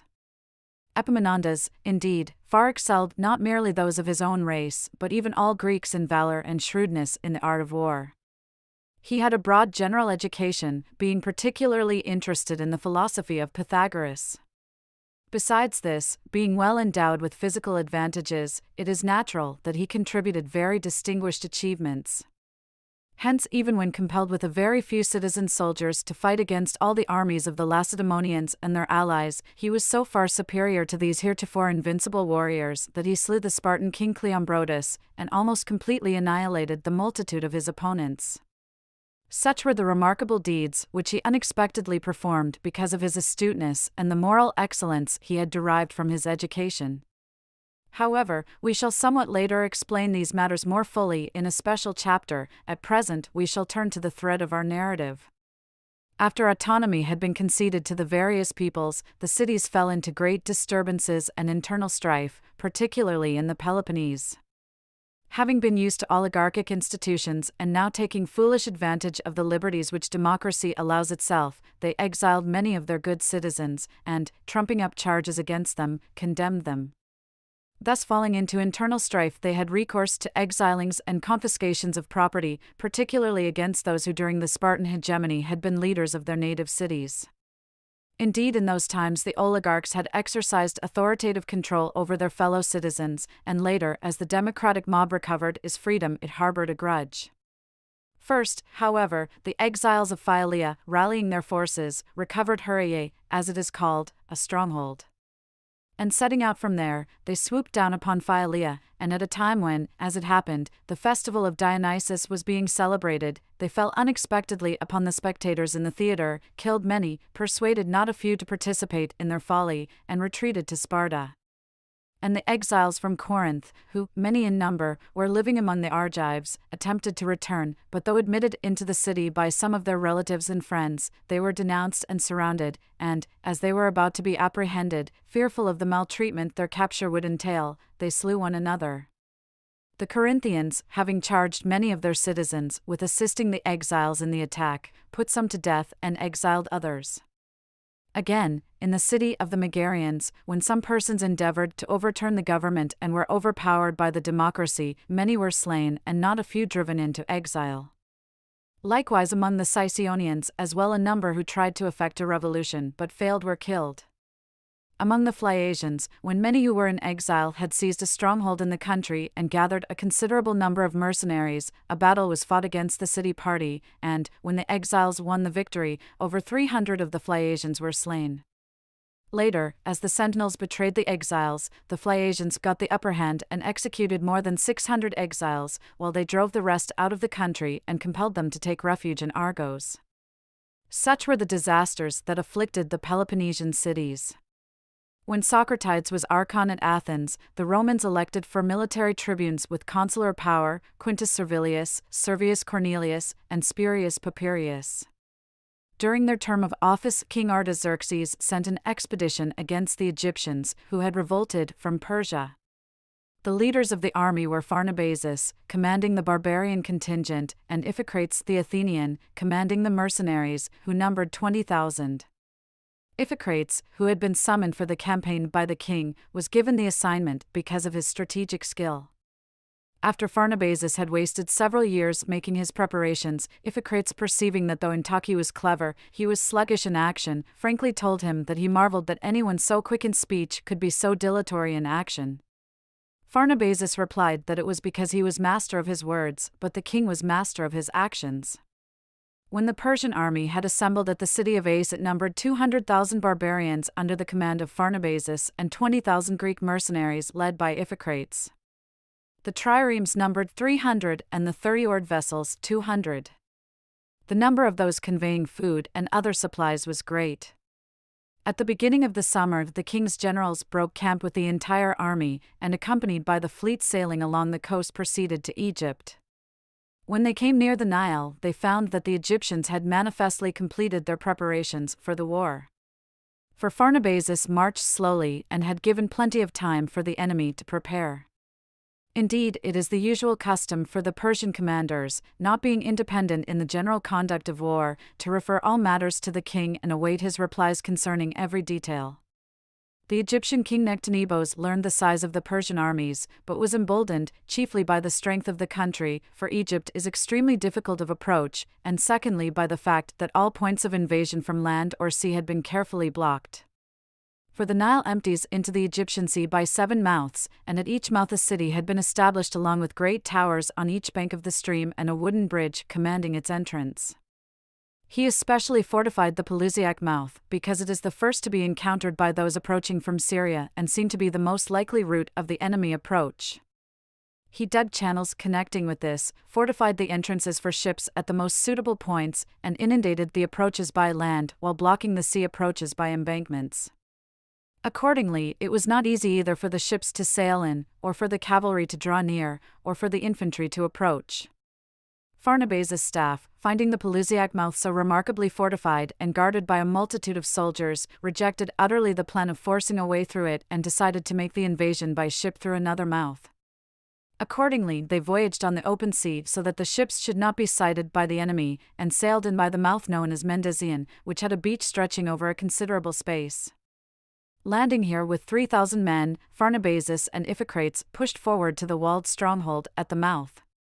The Egyptians rushed out with 3,000 horse and infantry, and a sharp battle ensued, but many men from their ships came to increase the number of the Persians, until finally the Egyptians were surrounded, many slain, and not a few captured alive, and the rest were driven in confusion into the city. Iphicrates' men dashed in with the defenders inside the walls, took possession of the fortress, razed it, and enslaved the inhabitants. After this, discord set in amongst the commanders, causing the failure of the enterprise. For Iphicrates, learning from the captives that Memphis, the most strategically situated of the Egyptian cities, was undefended, advised sailing immediately up to Memphis before the Egyptian forces arrived there, but Pharnabazus thought they should await the entire Persian force, for in this way the campaign against Memphis would be less dangerous. When Iphicrates demanded that he be given the mercenaries that were on hand and promised if he had them to capture the city, Pharnabazus became suspicious of his boldness and his courage for fear lest he take possession of Egypt for himself. Accordingly, when Pharnabazus would not yield, Iphicrates protested that if they let slip the exact moment of opportunity, they would make the whole campaign a failure.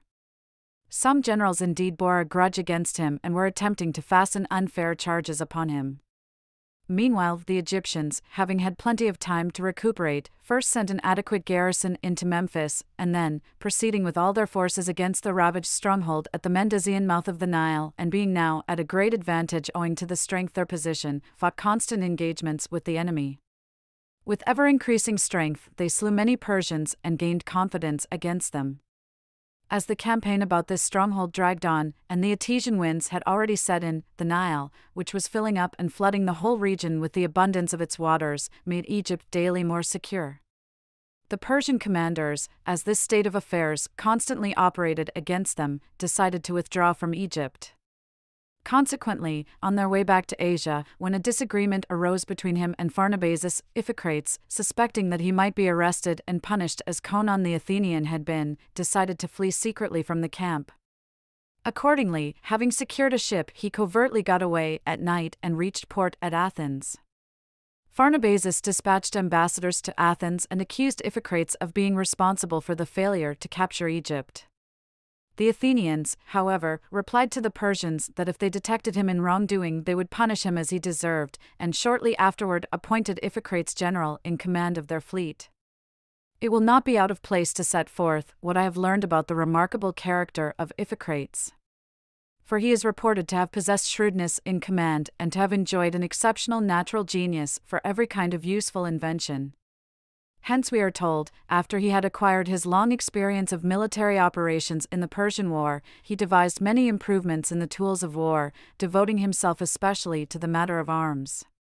For instance, the Greeks were using shields which were large and consequently difficult to handle. These he discarded and made small oval ones of moderate size, thus successfully achieving both objects, to furnish the body with adequate cover and to enable the user of the small shield, on account of its lightness, to be completely free in his movements.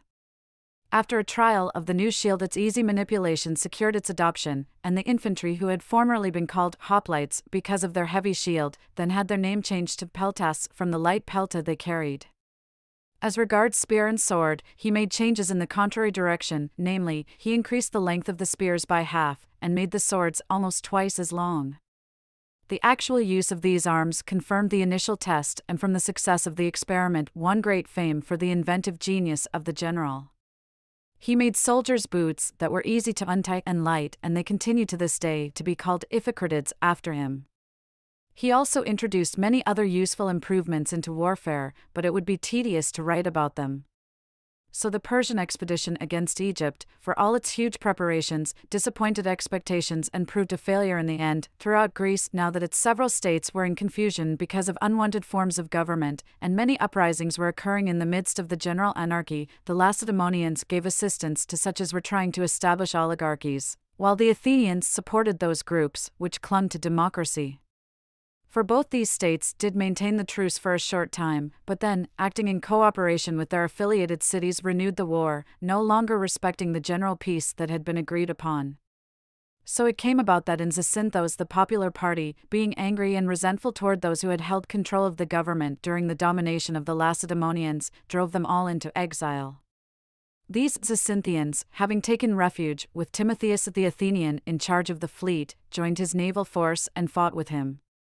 Accordingly, they made him their confederate, were transported by him to the island, and seized a stronghold by the sea which they called Arcadia. With this as their base, and having the support of Timotheus, they inflicted damage upon those in the city. And when the Zacynthians asked the Lacedaemonians to help them, these latter at first sent envoys to Athens to denounce Timotheus, but then, seeing that the Athenian people favored the exiles, they organized a fleet, and manning 25 triremes sent them to assist the Zacynthians, placing aristocrates in command. While these things were going on, some partisans of the Lacedaemonians in Corcyra revolted against the democracy and called upon the Spartans to dispatch a fleet, promising to betray Corcyra to them. The Lacedaemonians, aware of the great importance that Corcyra had for the aspirants to see power, made haste to possess themselves of this city. So they immediately dispatched to Corcyra 22 triremes, having given the command to Alcides.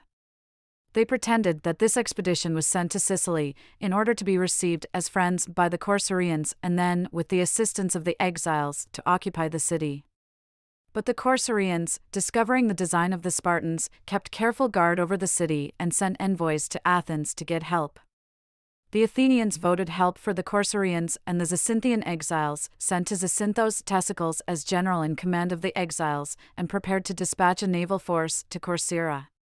While these things were going on, the Plataeans in Boeotia, clinging to the alliance with the Athenians, sent to them for soldiers, having decided to hand their city over to the Athenians.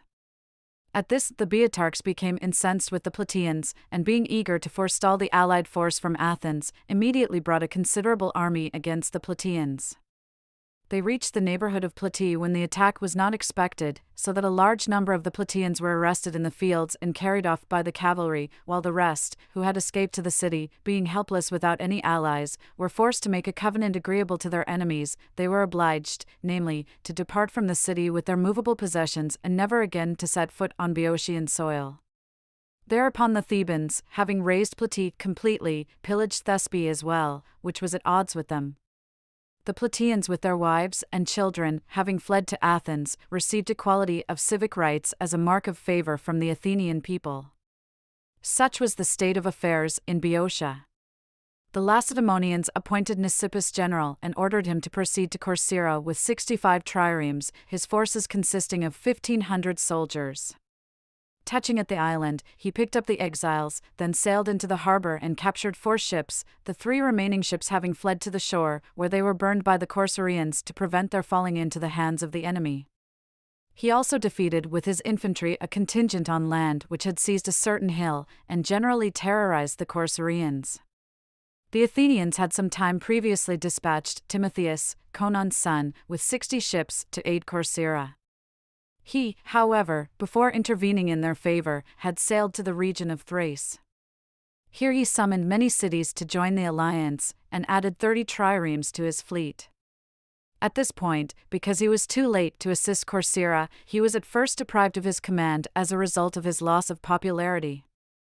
Later, however, when he sailed along the Attic coast to Athens, bringing with him a great number of envoys from states which were ready to conclude an alliance with Athens, having added 30 triremes to his fleet and put the whole fleet in good trim for the war, the people repented and reinstated him in his command. They furthermore equipped 40 additional triremes, so that altogether he had 130. They also provided liberal stores of food, engines of war, and other supplies needed for war. To meet the immediate emergency, they chose Tesicles general and sent him with 500 soldiers to aid the Corcyraeans. He arrived there secretly by night and sailed into Corcyra undetected by the besiegers. Finding the inhabitants of the city at strife with one another and handling military matters badly, he composed the dissensions, devoted much attention to the city's business, and heartened the besieged. At first, in an unexpected attack on the besiegers, he slew about 200, and later in a great battle slew Mnesippus and not a few others. Finally, he encircled and laid siege to the besiegers and won great approval. The war to possess Corcyra was practically at an end when the Athenian fleet sailed in with the generals Timotheus and Iphicrates. These, having arrived too late for the critical moment, accomplished nothing worth mentioning except that, falling in with some Sicilian triremes which Dionysius had dispatched under the command of Cyzides and Crinipus to assist his allies the Lacedaemonians, they captured them with their crews, 9 ships in all. By selling the captives as booty, they collected more than 60 talents, with which they paid their forces. While these things were going on, in Cyprus and Nicopolis the eunuch assassinated the king of Agaras and possessed himself of the royal power over the Salaminians, and Italy the Romans, arrayed in battle against the Praenestini, defeated them and slew almost all their opponents. When Astyages was archon at Athens, the Romans elected 6 military tribunes with consular power: Marcus Furius, Lucius Furius, Aulus Postumius, Lucius Lucretius, Marcus Fabius, and Lucius Postumius. During their term of office, great earthquakes occurred in the Peloponnese, accompanied by tidal waves which engulfed the open country and cities in a manner past belief, for never in the earlier periods had such disasters befallen Greek cities, nor had entire cities along with their inhabitants disappeared as a result of some divine force wreaking destruction and ruin upon mankind. The extent of the destruction was increased by the time of its occurrence, for the earthquake did not come in the daytime when it would have been possible for the sufferers to help themselves, but the blow came at night, so that when the houses crashed and crumbled under the force of the shock, the population, owing to the darkness and to the surprise and bewilderment occasioned by the event, had no power to struggle for life. The majority were caught in the falling houses and annihilated, but as day returned some survivors dashed from the ruins and, when they thought they had escaped the danger, met with a greater and still more incredible danger. For the sea rose to a vast height, and a wave towering even higher washed away and drowned all the inhabitants and their native lands as well. 2 cities in Achaia bore the brunt of this disaster, Hellas and Bura, the former of which had, as it happened, before the earthquake held first place among the cities of Achaia. These disasters have been the subject of much discussion. Natural scientists make it their endeavor to attribute responsibility in such cases not to divine providence, but to certain natural circumstances determined by necessary causes, whereas those who are disposed to venerate the divine power assign certain plausible reasons for the occurrence, alleging that the disaster was occasioned by the anger of the gods at those who had committed sacrilege. This question I too shall endeavor to deal with in detail in a special chapter of my history. In Ionia 9 cities were in the habit of holding sacrifices of great antiquity on a large scale to Poseidon in a lonely region near the place called Mycale. Later, however, as a result of the outbreak of wars in this neighborhood, since they were unable to hold the Pannonia there, they shifted the festival gathering to a safe place near Ephesus. Having sent an embassy to Delphi, they received an oracle telling them to take copies of the ancient ancestral altars at Hellas, which was situated in what was then known as Ionia, but is now known as Achaia. So the Ionians, in obedience to the oracle, sent men to Achaia to make the copies, and they spoke before the council of the Achaeans and persuaded them to give them what they asked. The inhabitants of Hellas, however, who had an ancient saying that they would suffer danger when Ionians should sacrifice at the altar of Poseidon, taking account of the oracle, opposed the Ionians in the matter of the copies, saying that the sanctuary was not the common property of the Achaeans, but their own particular possession. The inhabitants of Bura also took part with them in this. But since the Achaeans by common decree had concurred, the Ionians sacrificed at the altar of Poseidon as the oracle directed, but the people of Hellas scattered the sacred possessions of the Ionians and seized the persons of their representatives, thus committing sacrilege. It was because of these acts, they say, that Poseidon in his anger brought ruin upon the offending cities through the earthquake and the flood. That it was Poseidon's wrath that was wreaked upon these cities, they allege that clear proofs are at hand. First, it is distinctly conceived that authority over earthquakes and floods belongs to this god, and also it is the ancient belief that the Peloponnese was an habitation of Poseidon, and this country is regarded as sacred in a way to Poseidon, and, speaking generally, all the cities in the Peloponnese pay honor to this god more than to any other of the immortals. Furthermore, the Peloponnese has beneath its surface huge caverns and get underground accumulations of flowing water. Indeed, the 2 rivers in it, which clearly have underground courses, one of them, in fact, near Phoenius, plunges into the ground, and in former times completely disappeared, swallowed up by underground caves, and the other, near Stymphalus, plunges into a chasm and flows for 200 stades concealed underground, then pours forth by the city of the Argives. In addition to these statements, the pious say further that except for those who committed the sacrilege, no one perished in the disaster. Concerning the earthquakes and floods which occurred, we shall rest content with what has been said. When Alcesthenes was archon at Athens, the Romans elected 8 military tribunes with consular power: Lucius and Publius Valerius, Gaius Terentius, Lucius Maninius, Gaius Sulpicius, Titus Papirius, and Lucius Aemilius, and the Eleans celebrated the 102nd Olympiad in which Damon of Thurii won the stadium race. During their term of office, after the Lacedaemonians had held the supremacy in Greece for almost 500 years, a divine portent foretold the loss of their empire, for there was seen in the heavens during the course of many nights a great blazing torch, which was named from its shape a flaming beam, and a little later, to the surprise of all, the Spartans were defeated in a great battle and irretrievably lost their supremacy. Some of the students of nature ascribed the origin of the torch to natural causes, voicing the opinion that such apparitions occur of necessity at appointed times, and that in these matters the Chaldeans in Babylon and the other astrologers succeeded in making accurate prophecies. These men, they say, are not surprised when such a phenomenon occurs, but rather if it does not, since each particular constellation has its own peculiar cycle, and they complete these cycles through age-long movements in appointed courses. At any rate, this torch had such brilliancy, they report, and its light such strength that it cast shadows on the rather similar to those cast by the moon. At this time Artaxerxes the Persian king, seeing that the Greek world was again in a turmoil, sent ambassadors, calling upon the Greeks to settle their internecine wars and establish a common peace in accordance with the covenants they had formerly made. All the Greeks gladly received this proposal, and all the cities agreed to a general peace except Thebes, for the Thebans alone, being engaged in bringing Boeotia under a single confederacy, were not admitted by the Greeks, because of the general determination to have the oaths and treaties made city by city. So, remaining outside of the treaties as formerly, the Thebans continued to hold Boeotia in a single confederacy subject to themselves. The Lacedaemonians, being exasperated by this, decided to lead a large army against them as common enemies, for they cast an extremely jealous eye upon their increase of power, fearing lest with the leadership of all Boeotia they might break up the Spartan supremacy, given a suitable opportunity. For they constantly practiced gymnastics and had great bodily strength, and since they were naturally lovers of war, they were inferior to no Greek nation in deeds of valor. They had besides leaders conspicuous for their virtues, greatest among them being 3 men, Epaminondas, Gorgidas, and Pelopidas. The city of the Thebans was full of pride because of the glory of its ancestors in the heroic age and aspired to mighty deeds. In this year, then, the Lacedaemonians were making ready for war, levying armies both of their own citizens and from their allies as well.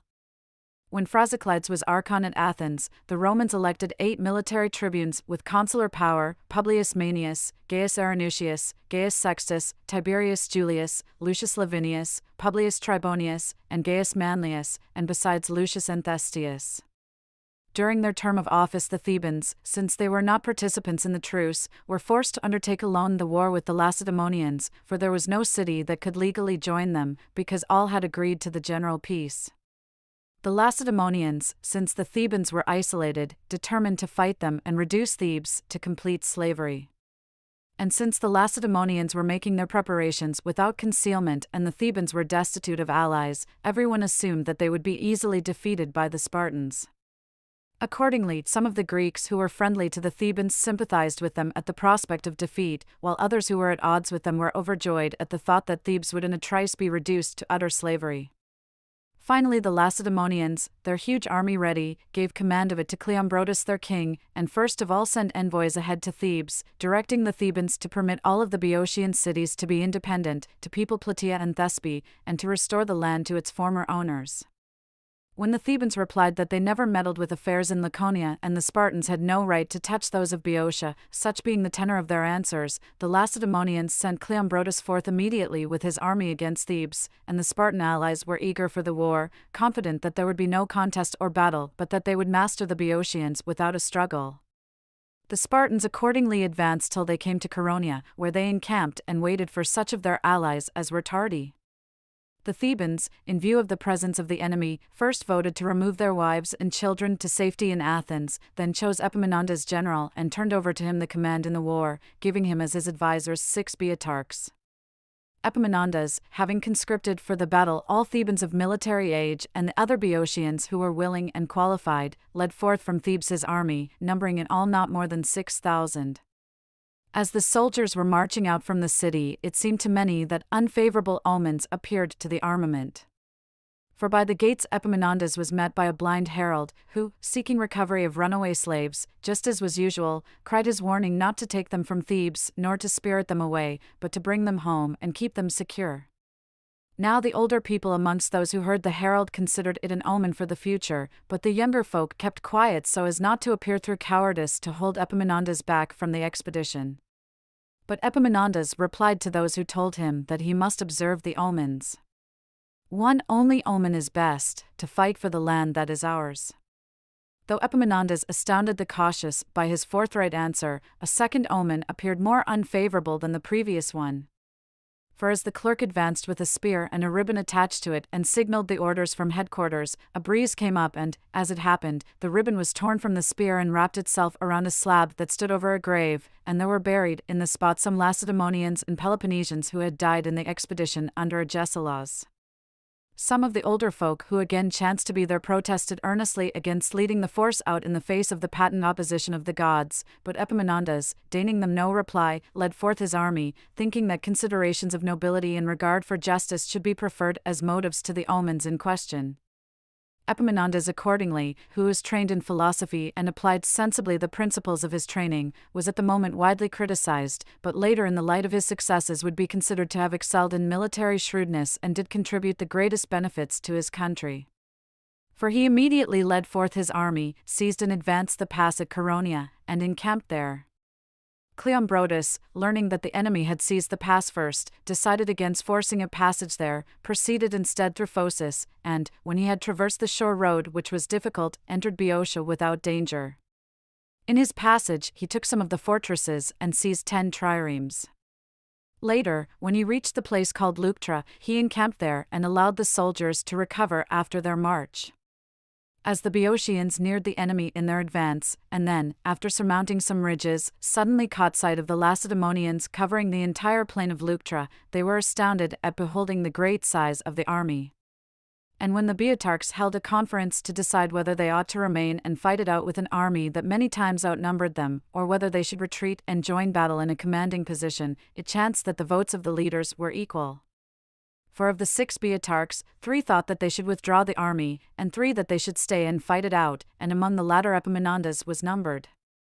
In this great and perplexing deadlock, the Boeotarch came to vote, whom Epaminondas persuaded to vote with him, and thus he carried the day. So the decision to stake all on the issue of battle was thus ratified. But Epaminondas, who saw that the soldiers were superstitious on account of the omens that had occurred, earnestly desired through his own ingenuity and strategy to reverse the scruples of the soldiery. Accordingly, a number of men having recently arrived from Thebes, he persuaded them to say that the arms on the temple of Heracles had surprisingly disappeared, and that word had gone abroad in Thebes that the heroes of old had taken them up and set off to help the Boeotians. He placed before them another man as one who had recently ascended from the cave of Trophonius, who said that the god had directed them, when they won at Leuctra, to institute a contest with crowns for prizes in honor of Zeus the king. This indeed is the origin of this festival which the Boeotians now celebrate at Lebedia. An aider and abettor of this device was Leandrias the Spartan, who had been exiled from Lacedaemonian and was then a member of the Theban expedition. He was produced in the assembly and declared that there was an ancient saying amongst the Spartans that they would lose the supremacy when they should be defeated at Leuctra at the hands of the Thebans. Certain local oracle-mongers likewise came up to Epaminondas, saying that the Lacedaemonians were destined to meet with a great disaster by the tomb of the daughters of Leuctrus and Sidaeus for the following reasons. Leuctrus was the person for whom this plain was named. His daughters, and those of a certain Sidaeus as well, being maidens, were violated by some Lacedaemonian ambassadors. The outraged girls, unable to endure their misfortune, called down curses on the country that had sent forth their ravishers and took their lives by their own hands. Many other such occurrences were reported, and when Epaminondas had convened an assembly and exhorted the soldiers by the appropriate pleas to meet the issue, they all shifted their resolutions, rid themselves of their superstition, and with courage in their hearts stood ready for the battle. There came also at this time to aid the Thebans an allied contingent from Thessaly, 1,500 infantry, and 500 horsemen, commanded by Jason. He persuaded both the Boeotians and the Lacedaemonians to make an armistice and so to guard against the caprices of fortune. When the truce came into effect, Cleombrotus set out with his army from Boeotia, and there came to meet him another large army of Lacedaemonians and their allies under the command of Archidamus, son of Agesilaus. For the Spartans, seeing the preparedness of the Boeotians, and taking measures to meet their boldness and recklessness in battle, had dispatched the second army to overcome by the superior number of their combatants the daring of the enemy. Once these armies had united, the Lacedaemonians thought it cowardly to fear the valor of the Boeotians.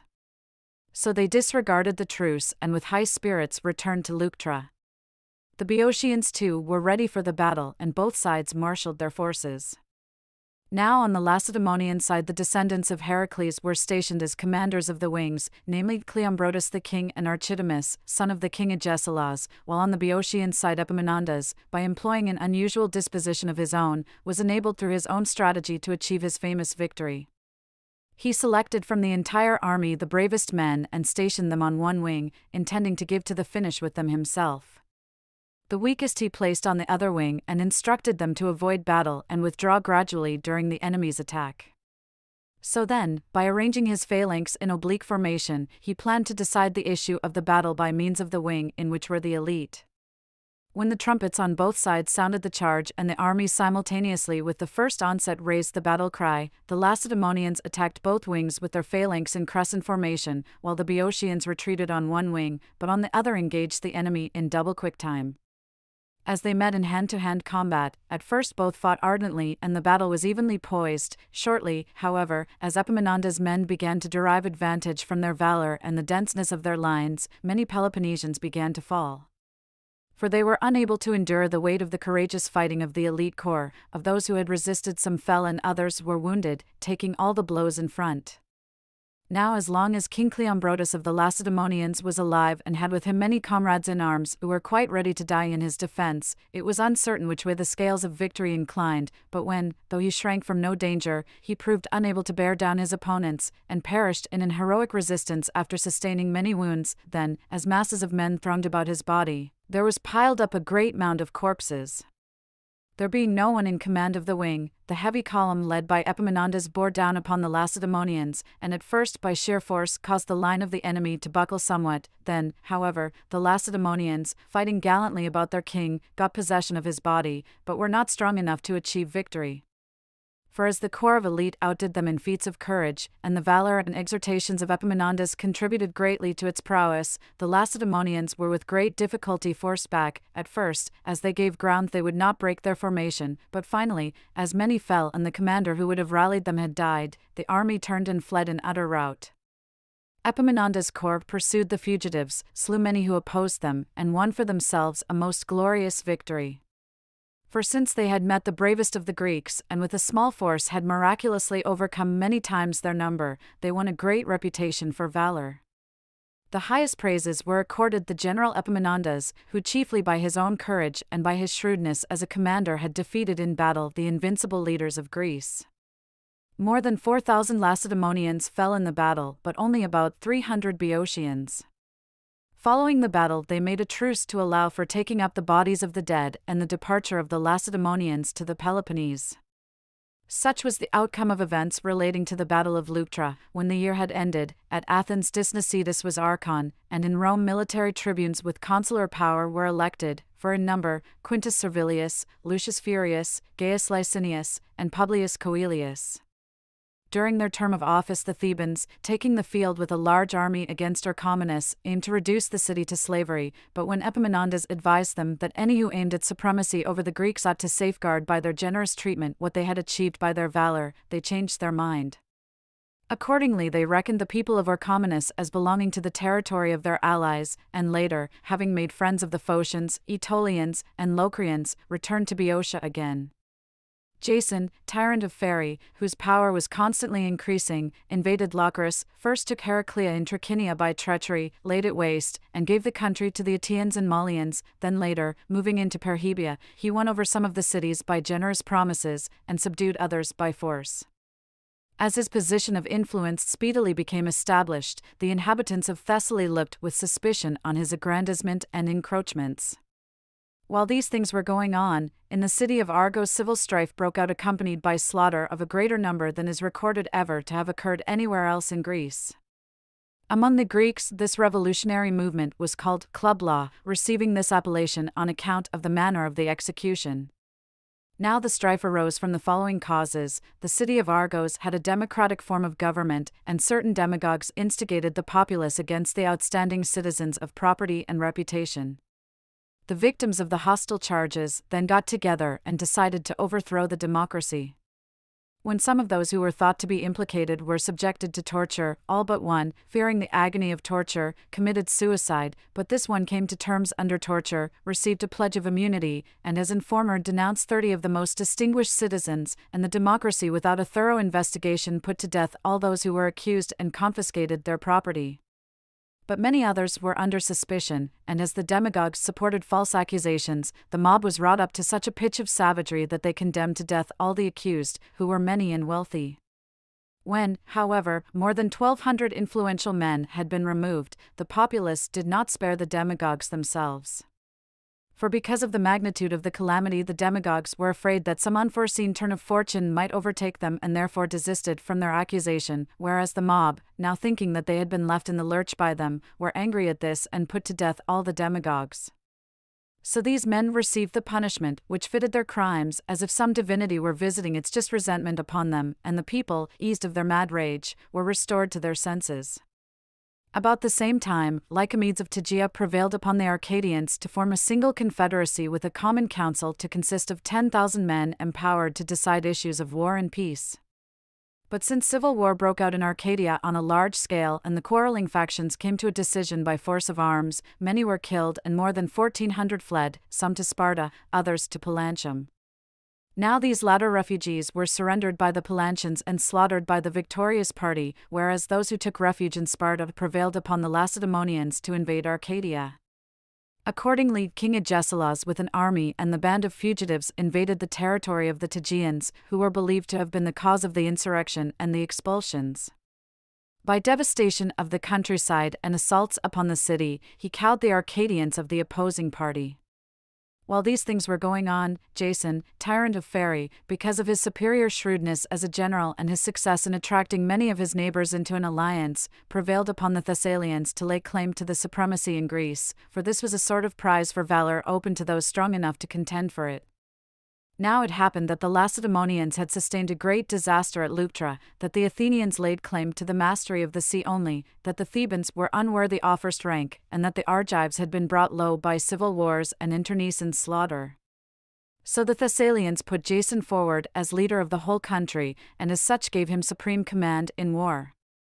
Jason accepted the command, won over some of the tribes nearby, and entered into alliance with Amyntas, king of the Macedonians. A peculiar coincidence befell in this year, for 3 of those in positions of power died about the same time. Amyntas, son of Aridaeus, king of Macedonia, died after a rule of 24 years, leaving behind him 3 sons, Alexander, Perdiccas, and Philip. The son Alexander succeeded to the throne and ruled for 1 year.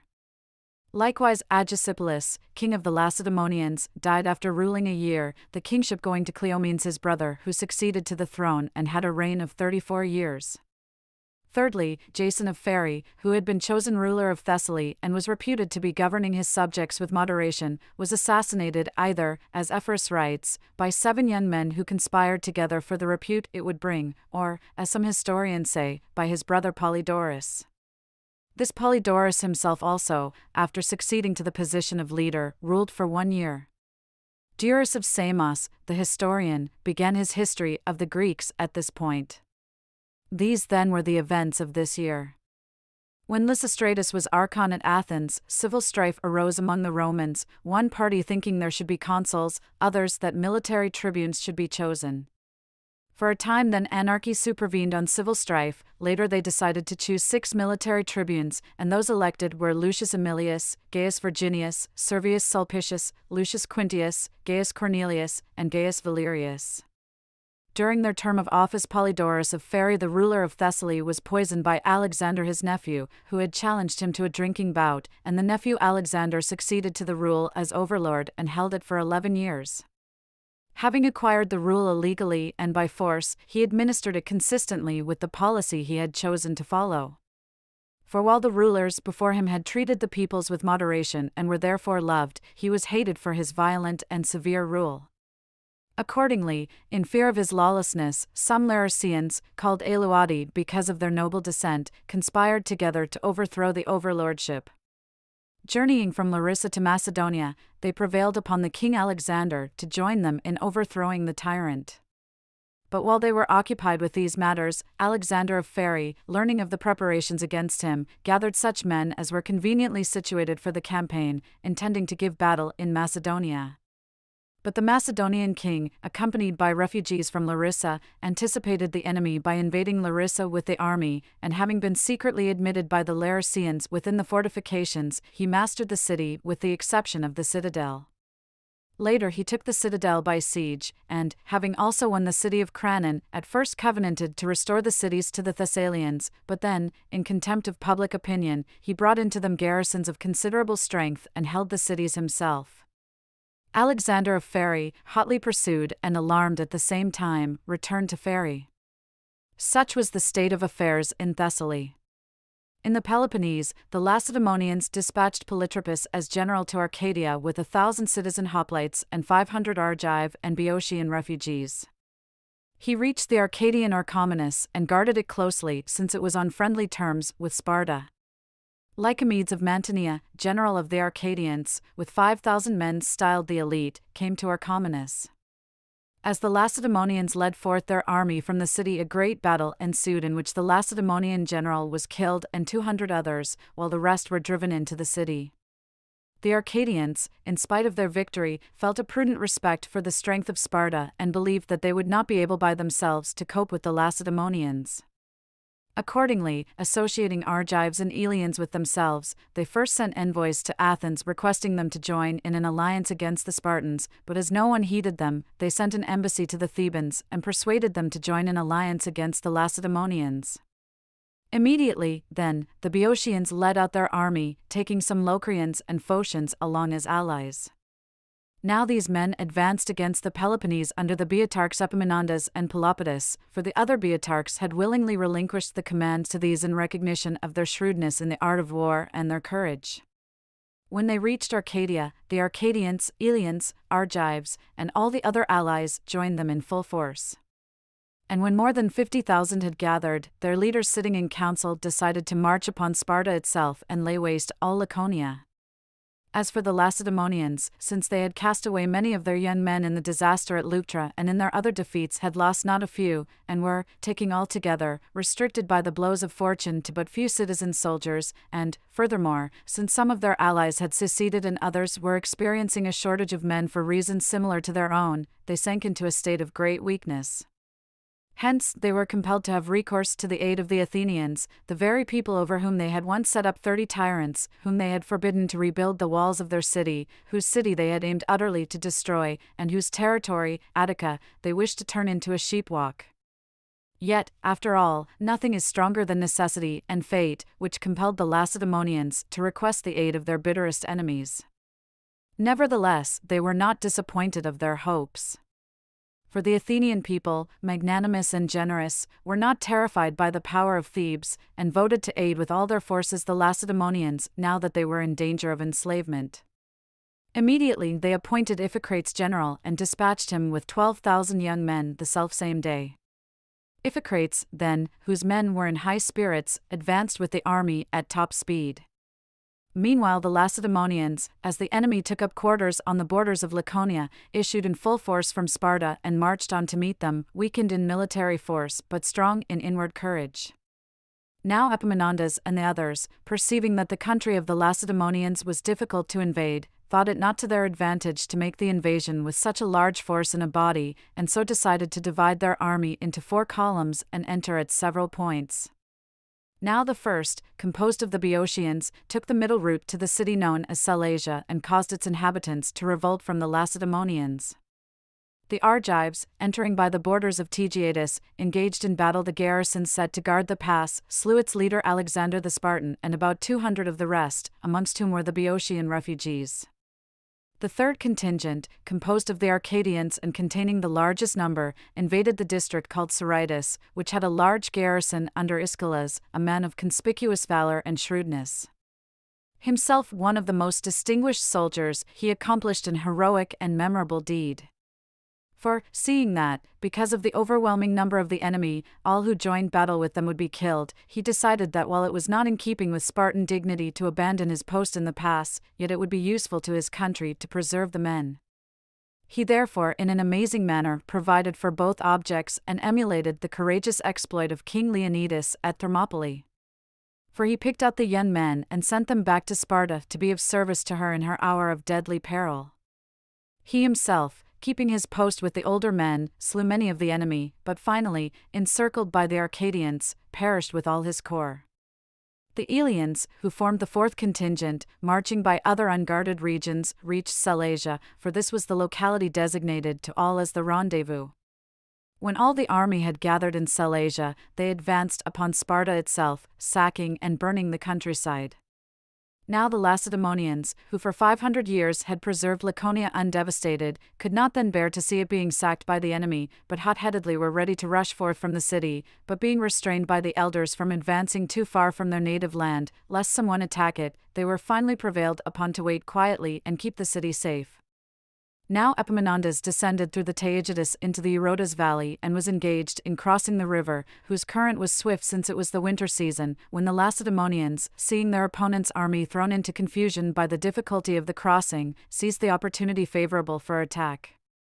Leaving the women, children, and the old men as well in the city to guard Sparta, they marshaled in full force the men of military age, streamed forth against the enemy, fell upon them suddenly as they crossed, and wrought heavy slaughter. But as the Boeotians and Arcadians fought back and began to encircle the enemy with their superior numbers, the Spartans, having slain many, withdrew to the city, for they had clearly displayed their own courage.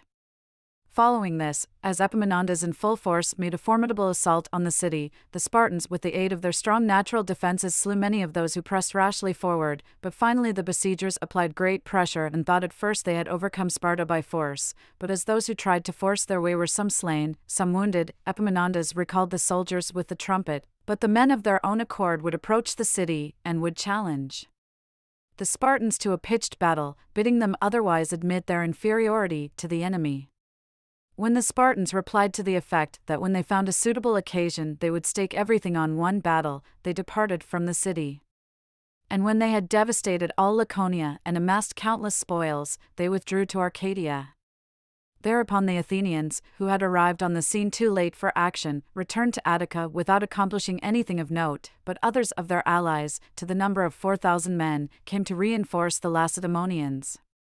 Besides these they attached to their numbers the Helots who had been newly emancipated, 1,200 of the Boeotian fugitives, and summoned no small number from the neighboring cities, so that they created an army comparable to that of the enemy. As they maintained these in one body and trained them, they gained more and more confidence and made themselves ready for the decisive contest.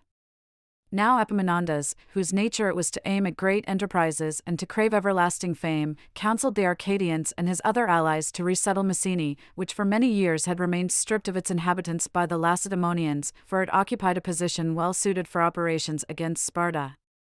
When they all concurred, he sought out the remnants of the Messenians, and registering as citizens any others who so wished, he founded Messene again, making it a populous city. Among them he divided the land, and reconstructing its buildings restored a notable Greek city and gained the widespread approbation of all men. Here I think it not unsuitable, since Messene has so often been captured and razed, to recapitulate its history from the beginning. In ancient times the line of Neleus and Nestor held it down to Trojan times, then Orestes, Agamemnon's son, and his descendants down to the return of the Heraclidae, following which Cresphontes received Messene as his portion and his line ruled it for a time, but later when Cresphontes' descendants had lost the kingship, the Lacedaemonians became masters of it. After this, at the death of the Lacedaemonian king Teleclus, the Messenians were defeated in a war by the Lacedaemonians. This war is said to have lasted 20 years, for the Lacedaemonians had taken an oath not to return to Sparta unless they should have captured Messene. Then it was that the children called Parthenii were born and founded the city of Tarentum. Later, however, while the Messenians were in slavery to the Lacedaemonians, Aristomenes persuaded the Messenians to revolt from the Spartans, and he inflicted many defeats upon the Spartans at the time when the poet Tertius was given by the Athenians as a leader to Sparta. Some say that Aristomenes lived during the 20-year war. The last war between them was on the occasion of a great earthquake. Practically all Sparta was destroyed and left bare of men, and the remnants of the Messenians settled Ithome with the aid of the Helots who joined the revolt, after Messene had for a long time been desolate. But when they were unsuccessful in all their wars and were finally driven from their homes, they settled in Naupactus, a city which the Athenians had given them for an abode. Furthermore, some of their number were exiled to Cephallenia, while others settled in Messana in Sicily, which was named after them. Finally, at the time under discussion, the Thebans, at the instigation of Epaminondas, who gathered together the Messenians from all quarters, settled Messene and restored their ancient land to them. Such then were the many important vicissitudes of Messenian history. The Thebans, having accomplished in 85 days all that is narrated above, and having left a considerable garrison for Messene, returned to their own land. The Lacedaemonians, who had unexpectedly got rid of their enemies, sent to Athens a commission of the most distinguished Spartans, and came to an agreement over the supremacy. The Athenians should be masters of the sea, the Lacedaemonians of the land, but after this in both cities they set up a joint command. The Arcadians now appointed Lycomedes their general, gave him the corps they called their elite, 5,000 in number, and took the field against Pellene in Laconia. Having taken the city by force, they slew the Lacedaemonians who had been left behind there as a garrison, over 300 men, enslaved the city, devastated the countryside, and returned home before assistance came from the Lacedaemonians. The Boeotians, summoned by the Thessalians to liberate their cities and to overthrow the tyranny of Alexander of Pherae, dispatched Pelopidas with an army to Thessaly, after giving him instructions to arrange Thessalian affairs in the interests of the Boeotians. Having arrived in Larissa and found the Acropolis garrisoned by Alexander of Macedon, he obtained its surrender. Then proceeding into Macedon, where he made an alliance with Alexander the Macedonian king, he took from him as a hostage his brother Philip, whom he sent to Thebes. When he had settled Thessalian affairs as he thought fit in the interest of the Boeotians, he returned home. After these events, Arcadians, Argives, and Eleans, making common cause, decided to take the field against the Lacedaemonians, and having sent a commission to the Boeotians prevailed on them to join in the war. They appointed Epaminondas commander along with other Boeotarchs and dispatched 7,000 foot and 600 horse. The Athenians, hearing that the Boeotian army was about to pass into the Peloponnese, dispatched an army in Chabrias as general against them. He arrived in Corinth, added to his number Megarians, Pellenians, and also Corinthians, and so gathered a force of 10,000 men. Later, when the Lacedaemonians and other allies arrived at Corinth, there were assembled no less than 20,000 men, all told. They decided to fortify the approaches and prevent the Boeotians from invading the Peloponnese. From Cenchreae to Lycium they fenced off the area with palisades and deep trenches, and since the task was quickly completed owing to the large number of men and their enthusiasm, they had every spot fortified before the Boeotians arrived. Epaminondas came with his army, inspected the fortifications, and, perceiving that there was a spot very easy of access where the Lacedaemonians were on guard, first challenged the army to come forth to a pitched battle, though they were almost 3 times his number. Then when not a man dared to advance beyond the fortified line, but all remained on the defensive in their palisade camp, he launched a violent attack upon them. Accordingly, throughout the whole area heavy assaults were made, but particularly against the Lacedaemonians, for their terrain was easily assailed and difficult to defend. Great rivalry arose between the two armies, and Epaminondas, who had with him the bravest of the Thebans, with great effort forced back the Lacedaemonians, and, cutting through their defense and bringing his army through, passed into the Peloponnese, thereby accomplishing a feat no whit inferior to his former mighty deeds. Having proceeded straightway to Troezen and Epidaurus, he ravaged the countryside, but could not seize the cities, for they had garrisons of considerable strength, yet Sicyon, Phlius, and certain other cities he so intimidated as to bring them over to his side. When he invaded Corinth, and the Corinthians sallied forth to meet him, he defeated them in battle, and drove them all back inside their walls. But when the Boeotians were so elated by their successes that some of them rashly ventured to force their way through the gates into the city, the Corinthians, frightened, took refuge in their houses, but Chabrias the Athenian general made an intelligent and determined resistance, and succeeded in driving the Boeotians out of the city, having also struck down many of them. In the rivalry which followed, the Boeotians gathered all their army in line of battle and directed a formidable blow at Corinth, but Chabrias with the Athenians advanced out of the city, took his station on superior terrain and withstood the attack of the enemy. The Boeotians, however, relying upon the hardihood of their bodies and their experience in continuous warfare, expected to worst the Athenians by sheer might, but Chabrias' corps, having the advantage of superior ground in the struggle and of abundant supplies from the city, slew some of the attackers and severely wounded others. The Boeotians, having suffered many losses and being unable to accomplish anything, beat a retreat. So Chabrias won great admiration for his courage and shrewdness as a general and got rid of the enemy in this fashion. From Sicily, Celts and Iberians to the number of 2,000 sailed to Corinth, for they had been sent by the tyrant Dionysius to fight in an alliance with the Lacedaemonians, and had received pay for 5 months. The Greeks, in order to make trial of them, led them forth, and they proved their worth in hand-to-hand fighting and in battles, and many both of the Boeotians and of their allies were slain by them.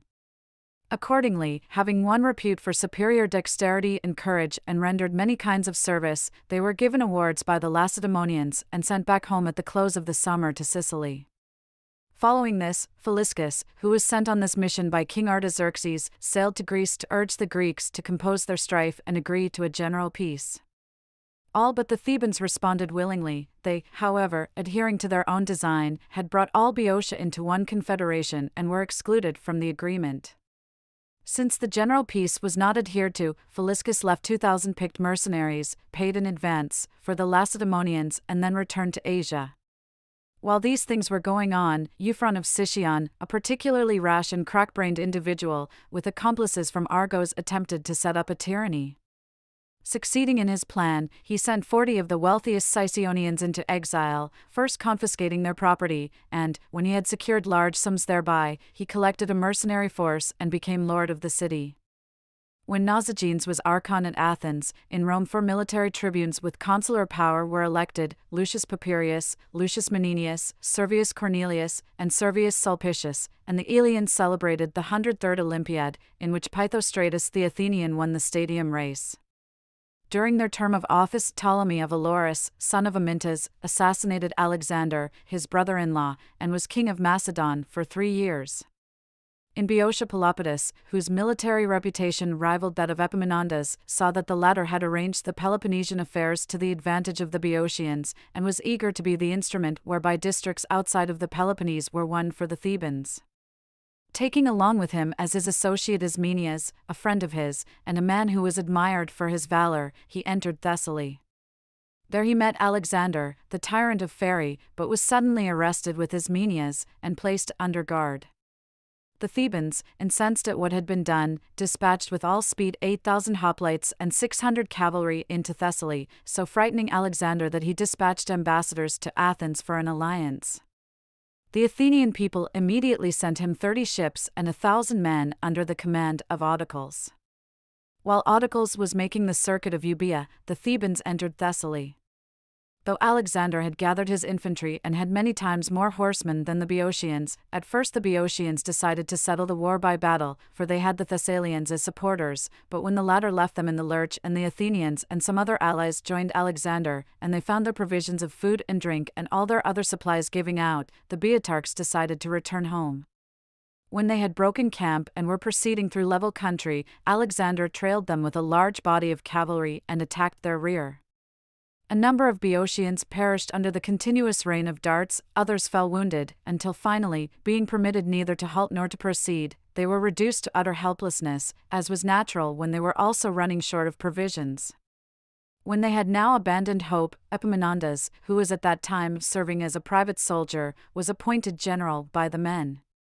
Quickly selecting the light-armed men and cavalry, he took them with him, and, posting himself in the rear, with their aid checked the enemy pursuers and provided complete security for the heavy-armed men in the front ranks, and by wheeling about and offering battle and using masterly formations he saved the army.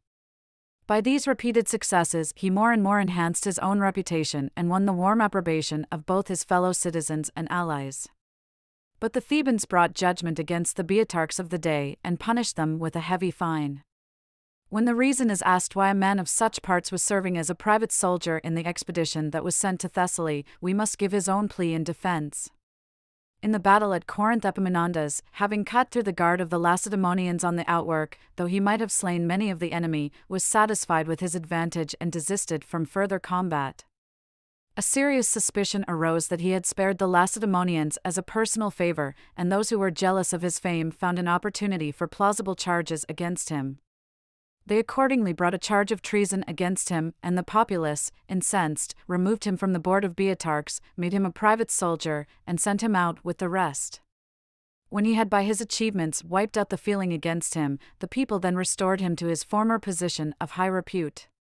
Shortly after this, the Lacedaemonians fought a great battle with the Arcadians and defeated them signally. Indeed, since the defeat at Leuctra, this was their first stroke of good fortune, and it was a surprising one, for over 10,000 Arcadians fell and not one Lacedaemonian. The priestesses of Dodona had foretold to them that this war would be a tearless one for the Lacedaemonians. After this battle, the Arcadians, fearful of the invasions of the Lacedaemonians, founded in a favorable location the city called Great Megalopolis, by combining to form it 20 villages of the Arcadians known as Maenalians and Parasians. Such were the events in Greece at this time. In Sicily, Dionysius the tyrant, having large armies, and perceiving that the Carthaginians were in no condition for war because of the plague which had raged in their midst and the defection of the Libyans, decided to take the field against them. Not having a reasonable excuse for strife, he alleged that the Phoenicians in the empire of Carthage had violated the territories subject to him. He therefore got ready an armament of 30,000 foot, 3,000 horse, 300 triremes and the supply train appropriate for that force, and invaded Carthaginian territory in Sicily. He immediately won Selinus and Andella, lay waste the whole countryside, and, having captured the city of Eryx, besieged Lilybaeum, but there were so many soldiers in the place that he abandoned the siege. Hearing that the Carthaginian stockyards had been burned and thinking that their whole fleet had been destroyed, he conceived a contempt for them and dispatched only 130 of his best triremes to the harbor of Eryx, sending all the rest back to Syracuse. But the Carthaginians, having unexpectedly manned 200 ships, sailed against the fleet at anchor in the harbor of Eryx, and, as the attack was unforeseen, they made off with most of the triremes. Later, when winter had set in, the two states agreed to an armistice and separated, each going to its own cities. A little later, Dionysius fell sick and died, after ruling as overlord for 38 years. His son Dionysius succeeded and ruled as tyrant 12 years. It is not out of keeping with the present narrative to recount the cause of his death and the events which befell this Dionysus toward the end of his life. Now Dionysius had produced a tragedy at the Lenaea at Athens and had won the victory, and one of those who sang in the chorus, supposing he would be rewarded handsomely if he were the first to give news of the victory, set sail to Corinth. There, finding a ship bound for Sicily, he transferred to it, and obtaining favoring winds, speedily landed at Syracuse and gave the tyrant news of the victory. Dionysius did reward him, and was himself so overjoyed that he sacrificed to the gods for the good tidings and instituted a drinking bout and great feasts. As he entertained his friends lavishly and during the bout applied himself overzealously to drink, he fell violently ill from the quantity of liquor he had consumed.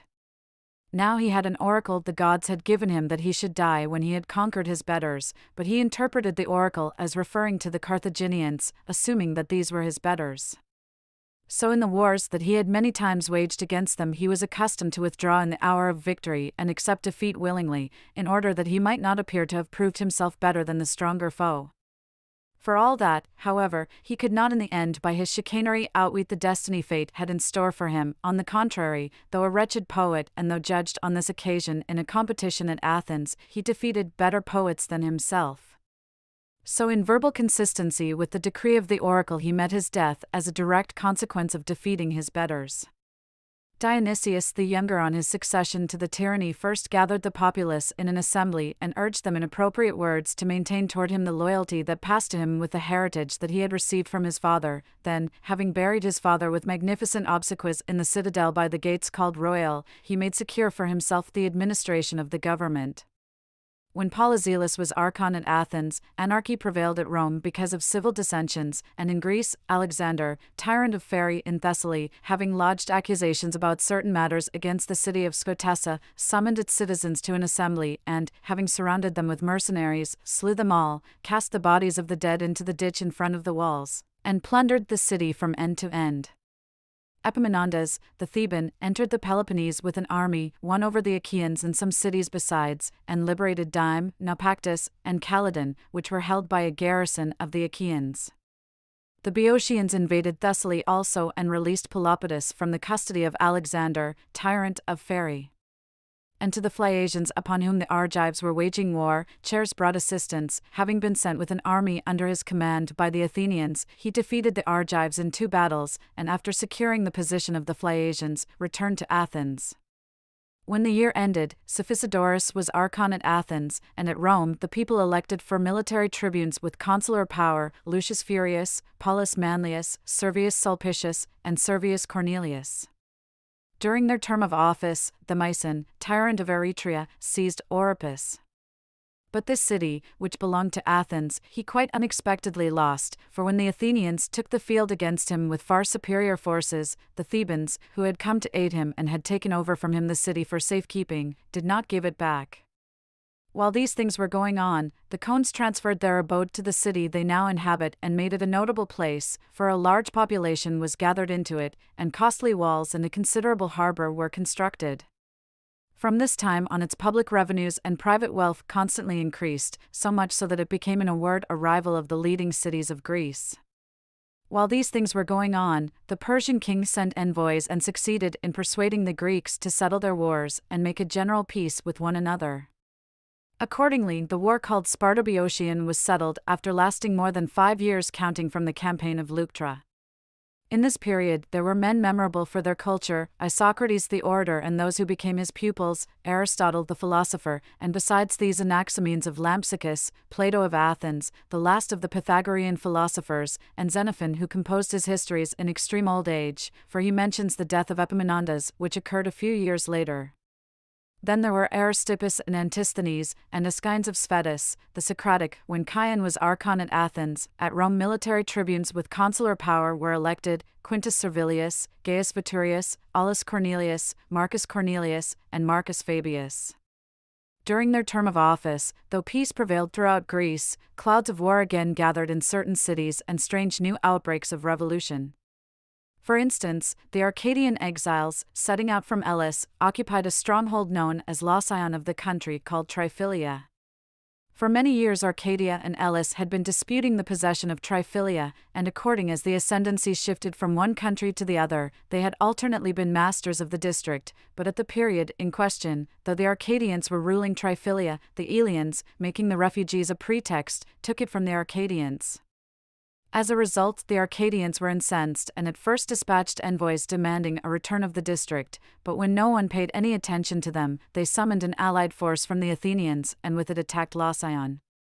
The Aelians coming to the rescue of the refugees, a battle ensued near Lausion in which, being many times outnumbered by the Arcadians, the Aelians were defeated and lost over 200 men. When the war had started in this way, it came to pass that the disagreement between Arcadians and Aelians widened in scope, for immediately the Arcadians, elated by their success, invaded Elis and took the cities of Margana and Cronion, and Cyparissia and Coryphagium. While these things were going on, in Macedon Ptolemy of Elorus was assassinated by his brother-in-law Perdiccas after ruling 3 years, and Perdiccas succeeded to the throne and ruled Macedon for 5 years. When Timocrates was archon at Athens, in Rome 3 military tribunes with consular power were elected: Titus Quinctius, Servius Cornelius, and Servius Sulpicius, and the 104th Olympiad was celebrated by the Pisans and Arcadians, in which Phocides, an Athenian, won the stadium race. During their term of office the Pisans, renewing the ancient prestige of their country and resorting to mythical, antiquarian proofs, asserted that the honor of holding the Olympian festival was their prerogative. And judging that they had now a suitable occasion for claiming the games, they formed an alliance with the Arcadians, who were enemies of the Aelians. With them as supporters, they took the field against the Aelians, who were in the act of holding the games. The Aelians resisted with all their forces, and a stubborn battle took place, having as spectators the Greeks who were present for the festival wearing wreaths on their heads and calmly applauding the deeds of valor on both sides, themselves out of reach of danger. Finally, the Pisans won the day and held the games, but the Aelians later failed to record this Olympiad because they considered that it had been conducted by force and contrary to justice. While these things were going on, Epaminondas the Theban, who enjoyed the highest standing amongst his fellow countrymen, harangued his fellow citizens at a meeting of the assembly, urging them to strive for the supremacy on the sea. In the course of the speech, which was the result of long consideration, he pointed out that this attempt was both expedient and possible, alleging in particular that it was easy for those who possessed supremacy on land to acquire the mastery of the sea. The Athenians, for instance, in the war with Xerxes, who had 200 ships manned by themselves, were subject to the commands of the Lacedaemonians, who provided only 10 ships. By this and many other arguments suited to his theme, he prevailed upon the Thebans to make a bid for the mastery at sea. Accordingly, the people immediately voted to construct 100 triremes and dockyards to accommodate their number, and to urge the peoples of Rhodes, Chios, and Byzantium to assist their schemes. Epaminondas himself, who had been dispatched with a force to the aforementioned cities, so overawed Laches, the Athenian general, who had a large fleet and had been sent out to circumvent the Thebans, that he forced him to sail away and made the cities friendly to Thebes. Indeed, if this man had lived on longer, the Thebans admittedly would have secured the mastery at sea in addition to their supremacy on land. When, however, a little while later, after winning a most glorious victory for his country in the Battle of Mantinea, he died a hero's death, straightway the power of Thebes died with him. But this subject we shall set forth accurately in detail a little later. At that time, the Thebans decided to take the field against Orchomenus for the following reasons. Certain refugees who wanted to change the constitution of Thebes to an aristocracy induced the knights of Orchomenus, 300 in all, to join them in the attempt. These knights, who were in the habit of meeting with some Thebans on a stated day for a review under arms, agreed to make the attack on this day, and along with many others who joined the movement and added their efforts, they met at the appointed time. Now the men who had originated the action changed their minds, and disclosed to the Boeotarchs the projected attack, thus betraying their fellow conspirators, and by this service they purchased safety for themselves. The officials arrested the knights from Orchomenus and brought them before the assembly, where the people voted to execute them, to sell the inhabitants of Orchomenus into slavery, and to raze the city. For from earliest times the Thebans had been ill-disposed towards them, having paid tribute to the Minni in the heroic age, but later they had been liberated by the Heracles. So the Thebans, thinking they had a good opportunity and having got plausible pretexts for punishing them, took the field against Orchomenus, occupied the city, slew the male inhabitants and sold into slavery the women and children. About this time the Thessalians, who continued the war upon Alexander, tyrant of Pherai, and, suffering defeat in most of the battles, had lost large numbers of their fighting men, sent ambassadors to the Thebans with a request to assist them and to dispatch to them Pelopidas as general. For they knew that on account of his arrest by Alexander he was on very bad terms with the ruler, and besides, that he was a man of superior courage and widely renowned for his shrewdness in the art of war. When the common council of the Boeotians convened and the envoys had explained the matters on which they had been instructed, the Boeotians concurred with the Thessalians on every matter, gave Pelopidas 7,000 men and ordered him speedily to assist as requested, but as Pelopidas was hastening to leave with his army, the sun, as it happened, was eclipsed. Many were superstitious about the phenomenon, and some of the soothsayers declared that because of the withdrawal of the soldiers, the city's sun had been eclipsed. Although in this interpretation they were foretelling the death of Pelopidas, he notwithstanding set out for the campaign, drawn on by fate. When he arrived in Thessaly, and found that Alexander had forestalled him by occupying the commanding positions and had more than 20,000 men, he encamped opposite the enemy, and, strengthening his forces with allied troops from among the Thessalians, joined battle with his opponents. Although Alexander had the advantage by reason of his superior position, Pelopidas, eager to settle the battle by his own courage, charged Alexander himself. The ruler with a corps of picked men resisted, and a stubborn battle ensued, in the course of which Pelopidas, performing mighty deeds of valor, strewed all the ground about him with dead men, and though he brought the contest to a close, routed the enemy, and won the victory, he yet lost his own life, suffering many wounds and heroically forfeiting his life. But Alexander, after being worsted in a second battle and utterly crushed, was compelled by agreement to restore to the Thessalians the cities he had reduced, to surrender the Magnesians and the Thiotian Achaeans to the Boeotians, and for the future to be the ruler over Pherai alone as an ally of the Boeotians. Although the Thebans had won a famous victory, they declared to the world that they were the losers because of the death of Pelopidas. For having lost such a remarkable man, they rightly judged the victory of less account than the fame of Pelopidas.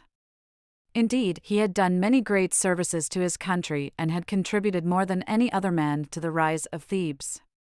For in the matter of the return of the refugees, whereby he recaptured the Cadmea, all men agree in attributing to him the principal credit for its success. And it turned out that this piece of good fortune was the cause of all the subsequent happy events. In the battle by Tegera, Pelopidas alone of the Boeotarchs won victory over the Lacedaemonians. In the battle of Leuctra he commanded the sacred band, with which he charged the Spartans first, and thus was the primary cause of the victory. In the campaigns about Lacedaemon, he commanded 70,000 men, and in the very territory of Sparta erected a trophy of victory over the Lacedaemonians, who never in all previous time had seen their land plundered. As ambassador to the Persian king, he took Mycenae under his personal charge in the general settlement, and though for 300 years it had been stripped of inhabitants, the Thebans established it again. At the end of his life, in the contest with Alexander, who had an army far outnumbering his, he not only gained a glorious victory, but also met his death with a courage that made it renowned. In his relations with his fellow citizens, he was so favorably treated that from the return of the exiles to Thebes until his death, he continued every year to hold the office of Biblioteca, an honor accorded to no other citizen. So let Pelopidas, whose personal merits received the approbation of all, receive from us too the approbation of history. At the same time, Clearchus, who was a native of Heraclea on the Black Sea, set out to win a tyranny, and when he had achieved his purpose, he emulated the methods of Dionysius, tyrant of Syracuse, and after becoming tyrant of Heraclea ruled with conspicuous success for 12 years. While these things were going on, Timotheus, the Athenian general, commanding a force of both infantry and ships, besieged Antiptoron and Potidaea, and brought relief to Cyzicus, which was undergoing a siege. When this year had ended, at Athens Chariclides became archon, and in Rome consuls were elected Lucius Aemilius Mamercus and Lucius Sextius Lateranus. During their term of office, the Arcadians, collaborating with the Pisans, administered the Olympian Games, and were masters of the temple and the offerings deposited in it. Since the Mantineans had appropriated for their own private uses a large number of the dedications, they were eager as transgressors for the war against the Eleans to continue, in order to avoid, if peace were restored, giving an account of their expenditures. But since the rest of the Arcadians wished to make peace, they stirred up strife against their fellow countrymen. Two parties accordingly sprang up, one headed by Tegea, and the other by Mantinea. Their quarrel assumed such proportions that they resorted to a decision by arms, and the Tegeans, having sent ambassadors to the Boeotians, won assistance for themselves, for the Boeotians appointed Epaminondas general, gave him a large army, and dispatched him to aid the Tegeans. The Mantineans, terrified at the army from Boeotia and the reputation of Epaminondas, sent envoys to the bitterest enemies of the Boeotians, the Athenians and the Lacedaemonians, and prevailed upon them to fight on their side. And when both peoples had quickly sent in response strong armies, many heavy engagements took place in the Peloponnese. Indeed, the Lacedaemonians, living near at hand, immediately invaded Arcadia, but Epaminondas, advancing at this juncture with his army and being not far from Mantinea, learned from the inhabitants that the Lacedaemonians, in full force, were plundering the territory of Tegea. Supposing then that Sparta was stripped of soldiers, he planned a great stroke, but fortune worked against him. He himself set out by night to Sparta, but the Lacedaemonian king Agis, suspecting the cunning of Epaminondas, shrewdly guessed what he would do, and sent out some Cretan runners, and through them forestalling Epaminondas got word to the men who had been left behind in Sparta that the Boeotians would shortly appear in Lacedaemon to sack the city, but that he himself would come as quickly as possible with his army to bring aid to his native land. So he gave orders for those who were in Sparta to watch over the city and be terrified at nothing, for he himself would soon appear with help. The Cretans speedily carried out their orders, and the Lacedaemonians miraculously avoided the capture of their native land, for had not the attack been disclosed in advance, Epaminondas would have burst into Sparta undetected. We can justly praise the ingenuity of both generals, but should deem the strategy of the Laconian the shrewder. It is true that Epaminondas, without resting the entire night, covered the distance at top speed and at daybreak attacked Sparta. But Agesilaus, who had been left on guard and had learned only shortly before from the Cretans all about the enemy's plan, straightway devoted his utmost energy to the care of the city's defense. He placed the oldest children and the aged on the roofs of the houses and instructed them from there to defend themselves against the enemy if he forced a way into the city, while he himself lined up the men in the prime of life and apportioned them to the obstacles in front of the city and to the approaches, and, having blocked all places that could offer passage, he awaited the attack of the enemy. Epaminondas, after dividing his soldiers into several columns, attacked everywhere at once, but when he saw the disposition of the Spartans, he knew immediately that his move had been revealed. Nevertheless, he made the assault on all the positions one after the other, and, though he was at a disadvantage because of the obstacles, closed in a hand-to-hand combat. Many a blow he received and dealt, and did not call off the zealous rivalry until the army of the Lacedaemonians re-entered Sparta. Then as many came to the assistance of the besieged and night intervened, he desisted from the siege. Having learned from his captives that the Mantineans had come in full force to assist the Lacedaemonians, Epaminondas then withdrew a short distance from the city and encamped, and having given orders to prepare mess, he left some of the horsemen and ordered them to burn fires in the camp until the morning watch, while he himself set out with his army and hurried to fall suddenly on those who had been left in Mantinea. Having covered much ground on the next day, he suddenly broke in on the Mantineans when they were not expecting it. However, he did not succeed in his attempt, although by his plan of campaign he had provided for every contingency, but, finding fate opposed to him, contrary to his expectations, he lost the victory. For just as he was approaching the unprotected city, one opposite side of Mantinea, there arrived the reinforcements sent by Athens, 6,000 in number, with Hegesilaos their general, a man at that time renowned amongst his fellow citizens. He introduced an adequate force into the city and arrayed the rest of the army in expectation of a decisive battle. And presently the Lacedaemonians and Mantineans made their appearance as well, whereat all got ready for the contest which was to decide the issue and summoned their allies from every direction. On the side of the Mantineans were the Eleans, Lacedaemonians, Athenians, and a few others, who numbered all told more than 20,000 foot and about 2,000 horse. On the side of the Tegeans, the most numerous and bravest of the Arcadians were ranged as allies, also Achaeans, Boeotians, Argives, some other Peloponnesians, and allies from outside, and all in all there were assembled above 30,000 foot and not less than 3,000 horse. Both sides eagerly drew together for the decisive conflict, their armies in battle formation, while the soothsayers, having sacrificed on both sides, declared that victory was foreshadowed by the gods. In the disposition of forces, the Mantineans with the rest of the Arcadians occupied the right wing with the Lacedaemonians as their neighbors and supporters, and next to these were Eleans and Achaeans, and the weaker of the remaining forces occupied the center, while the Athenians filled the left. The Thebans themselves had their post on the left wing, supported by the Arcadians, while they entrusted the right to the Argives. The remaining multitude filled the middle of the line: Euboeans, Locrians, Sicyonians, Messenians, Malians, Aenianians, together with Thessalians and the remaining allies. Both sides divided the cavalry and placed contingents on each wing. Such was the array of the armaments, and now as they approached one another, the trumpets sounded the battle charge, the armies raised the battle shout, and by the very volume of their cries betokened their victory. Now as the Athenian horse attacked the Theban, they suffered defeat, not so much because of the quality of their mounts, nor yet on the score of the riders' courage or experience in horsemanship, for in none of these departments was the Athenian cavalry deficient, but it was in the numbers and equipment of the light-armed troops and in their tactical skill that they were far inferior to their opponents. Indeed, they had only a few javelin throwers, whereas the Thebans had 3 times as many slingers and javelin throwers sent them from the regions about Thessaly. These people practiced from boyhood assiduously this type of fighting and consequently were wont to exercise great weight in battles because of their experience in handling these missiles.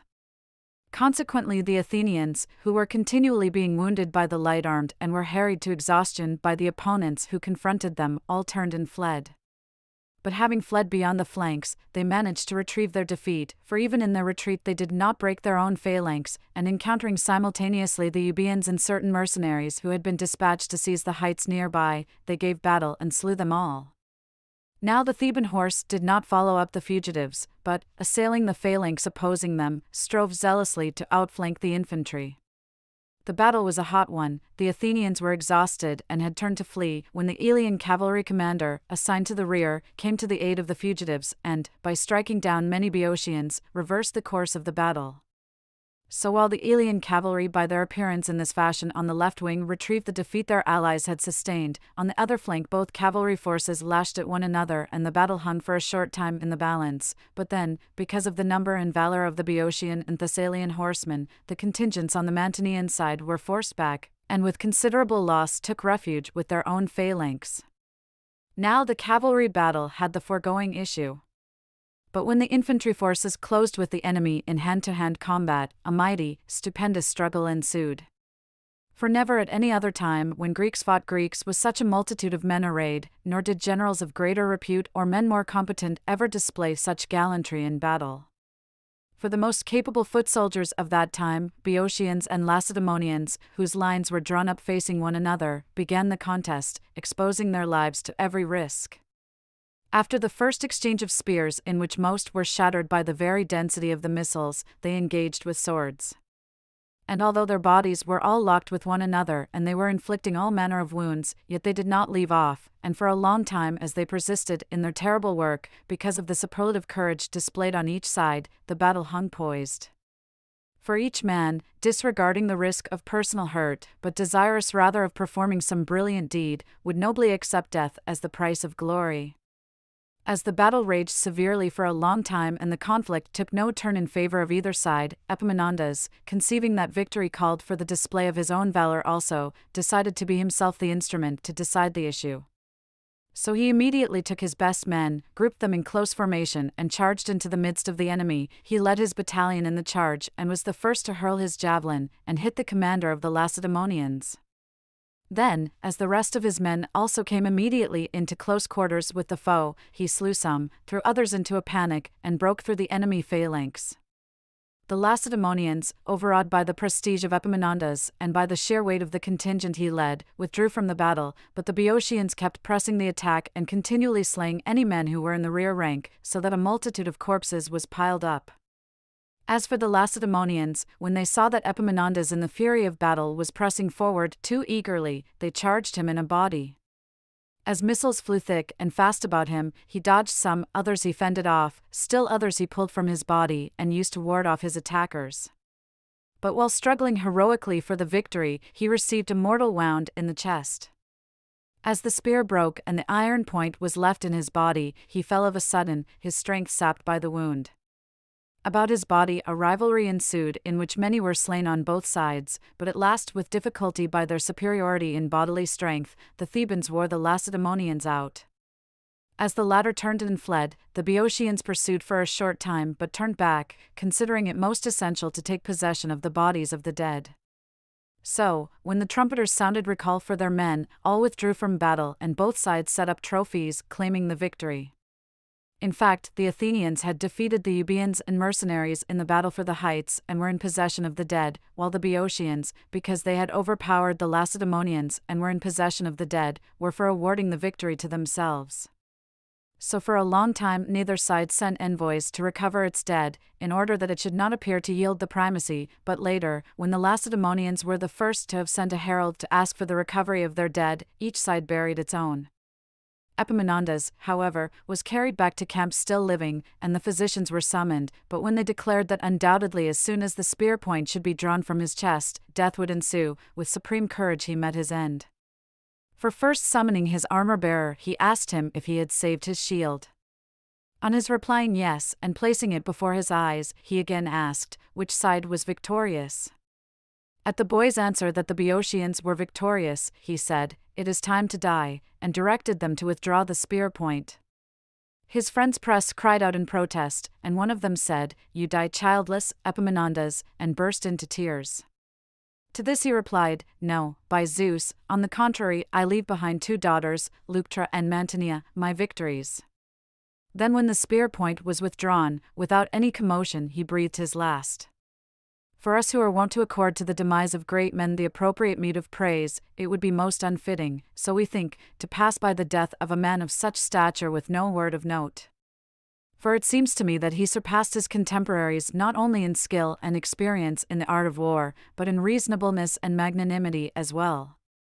For among the generation of Epaminondas were famous men, Pelopidas the Theban, Timotheus and Conon, also Chabrias and Iphicrates, Athenians all, and, besides, Agesilaus the Spartan, who belonged to a slightly older generation. Still earlier than these, in the times of the Medes and Persians, there were Solon, Themistocles, Miltiades, and Cimon, Myronides, and Pericles and certain others in Athens, and in Sicily Gelon, son of Danamenes, and still others. All the same, if you should compare the qualities of these with the generalship and reputation of Epaminondas, you would find the qualities possessed by Epaminondas far superior. For in each of the others you would discover but one particular superiority as a claim to fame, in him, however, all qualities combined. For in strength of body and eloquence of speech, furthermore in elevation of mind, contempt of lucre, fairness, and, most of all, in courage and shrewdness in the art of war, he far surpassed them all. So it was that in his lifetime his native country acquired the primacy of Hellas, but when he died lost it and constantly suffered change for the worse and finally, because of the folly of its leaders, experienced slavery and devastation. So Epaminondas, whose valor was approved among all men, in the manner we have shown met his death. The states of Greece after the battle, since the victory credited to them all was in dispute and they had proved to be evenly matched in the matter of valor, and, furthermore, were now exhausted by the unbroken series of battles, came to terms with one another. When they had agreed upon a general truce and alliance, they sought to include the Messenians in the compact. But the Lacedaemonians, because of the irreconcilable quarrel with them, chose not to be parties to the truce and alone of the Greeks remained out of it. Among the historians, Xenophon the Athenian brings the narrative of Greek affairs down into this year, closing it with the death of Epaminondas, while Anaximenes of Lampsacus, who composed the first inquiry of Greek affairs beginning with the birth of the gods and the first generation of man, closed it with the Battle of Mantinea and the death of Epaminondas. He included practically all the doings of the Greek and non-Greeks in 12 volumes. And Philistus brought his history of Dionysius the Younger down to this year, narrating the events of 5 years in 2 volumes. When Molon was archon at Athens, in Rome there were elected as consuls Lucius Janutius and Quintus Servilius. During their term of office, the inhabitants of the Asiatic coast revolted from Persia, and some of the satraps and generals rising in insurrection made war on Artaxerxes. At the same time, Tachus, the Egyptian king, decided to fight the Persians and prepared ships and gathered infantry forces. Having procured many mercenaries from the Greek cities, he persuaded the Lacedaemonians likewise to fight with him, for the Spartans were estranged from Artaxerxes because the Messenians had been included by the king on the same terms as the other Greeks in the general peace. When the general uprising against the Persians reached such large proportions, the king also began making preparations for the war. For at one and the same time he must needs fight the Egyptian king, the Greek cities of Asia, the Lacedaemonians and the allies of these, satraps and generals who ruled the coastal districts and had agreed upon making common cause with them. Of these the most distinguished were Ariobarzanes, satrap of Phrygia, who at the death of Mithridates had taken possession of his kingdom, and Mausolus, overlord of Caria, who was master of many strongholds and important cities, of which the hearth and mother city was Halicarnassus, which possessed a famous acropolis and the royal palace of Caria, and, in addition to the 2 already mentioned, Orontes, satrap of Mysia, and Autophordates, satrap of Lydia. Apart from the Ionians were Lycians, Pisidians, Pamphylians, and Cilicians, likewise Syrians, Phoenicians, and practically all the coastal peoples. With the revolt so extensive, half the revenues of the king were cut off and what remained were insufficient for the expenses of the war. The peoples who had revolted from the king chose as their general Orontes in charge of all branches of the administration. He, having taken over the command and funds needed for recruiting mercenaries, amounting to a year's pay for 20,000 men, proceeded to betray his trust. For suspecting that he would obtain from the king not only great rewards, but would also succeed to the satrapy of all the coastal region if he should deliver the rebels into the hands of the Persians, he first arrested those who brought the money and dispatched them to Artaxerxes, then afterwards he delivered many of the cities and the soldiers who had been hired to the commanding officers who had been sent by the king. In a similar manner, betrayal occurred also in Cappadocia, where a strange and unexpected thing took place. Artabazus, the king's general, had invaded Cappadocia with a large army, and Dadames, the satrap of the country, had taken the field against him, for he had collected many horsemen and had 20,000 mercenary foot soldiers serving with him. But the father-in-law of Dadames, who commanded the cavalry, wishing to acquire favor and at the same time having an eye to his own safety, deserted at night and rode off with the cavalry to the enemy, having the day before made arrangements with Artabazus for the betrayal. Dadames then summoned his mercenaries, promised them largesse, and launched an attack upon the deserters. Finding them on the point of joining forces with the enemy and himself attacking at the same time Artabazus' guard and the horsemen, he slew all who came to close quarters. Artabazus, at first unaware of the truth and suspecting that the man who had deserted Dadames was effecting a counter-betrayal, ordered his own men to slay all the horsemen who approached. And Mithrobarzanes, caught between the 2 parties, one group seeking revenge against him as a traitor, the other trying to punish him for counter-betrayal, was in a predicament, but since the situation allowed no time to deliberate, he had recourse to force, and fighting against both parties caused grievous slaughter. When, finally, more than 10,000 had been slain, Dadames, having put the rest of Mithrobarzane's men to flight and slain many of them, recalled with the trumpet his soldiers who had gone in pursuit. Amongst the survivors in the cavalry, some went back to Dadames and asked for pardon, the rest did nothing, having nowhere to turn, and finally, being about 500 in number, were surrounded and shot down by Dadames. As for Dadames, though even before this he was admired for his generalship, at that time he won far greater acclaim for both his courage and his sagacity in the art of war. But King Artaxerxes, when he learned about Dadames' exploit as general, because he was impatient to be rid of him, instigated his assassination. While these things were going on, Rheomithers, who had been sent by the insurgents to King Tachus in Egypt, received from him 500 talents of silver and 50 warships, and sailed to Asia to the city named Luki. To this city he summoned many leaders of the insurgents. These he arrested and sent in irons to Artaxerxes, and, though he himself had been an insurgent, by the favors that he conferred through his betrayal, he made his peace with the king. In Egypt, King Tachus, having completed his preparations for the war, now had 200 triremes expensively adorned, 10,000 chosen mercenaries from Greece, and besides these 80,000 Egyptian infantry. He gave the command of the mercenaries to the Spartan Agesilaus, who had been dispatched by the Lacedaemonians with 1,000 hoplites to fight as an ally, being a man capable of leading troops and highly regarded for his courage and for his shrewdness in the art of war.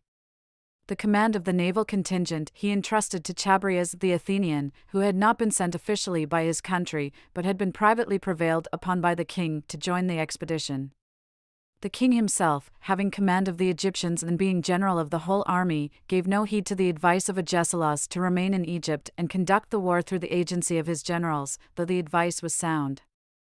In fact, when the armament had gone far afield and was encamped near Phoenicia, the general left in charge of Egypt revolted from the king, and having thereupon sent word to his son Nectanebos, prevailed upon him to take the kingship in Egypt, and thereby kindled a great war. For Nectanebos, who had been appointed by the king commander of the soldiers from Egypt and had been sent from Phoenicia to besiege the cities in Syria, after approving of his father's designs, solicited the officers with bribes and the common soldiers with promises, and so prevailed upon them to be his accomplices.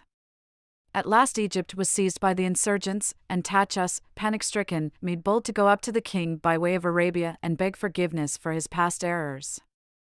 Artaxerxes not only cleared him of the charges against him but even appointed him general in the war against Egypt. Shortly after, the king of Persia died, having ruled 43 years, and Achuz, who now assumed a new name, Artaxerxes, succeeded to the kingdom and ruled 23 years, for since the first Artaxerxes had ruled well and had shown himself altogether peace-loving and fortunate, the Persians changed the names of those who ruled after him and prescribed that they should bear that name. When King Tachus had returned to the army of Agesilaus, Nectanebos, who had collected more than 100,000 men, came against Tachus and challenged him to fight a battle for the kingship. Now Agesilaus, observing that the king was terrified and lacked the courage to risk a battle, bade him take heart.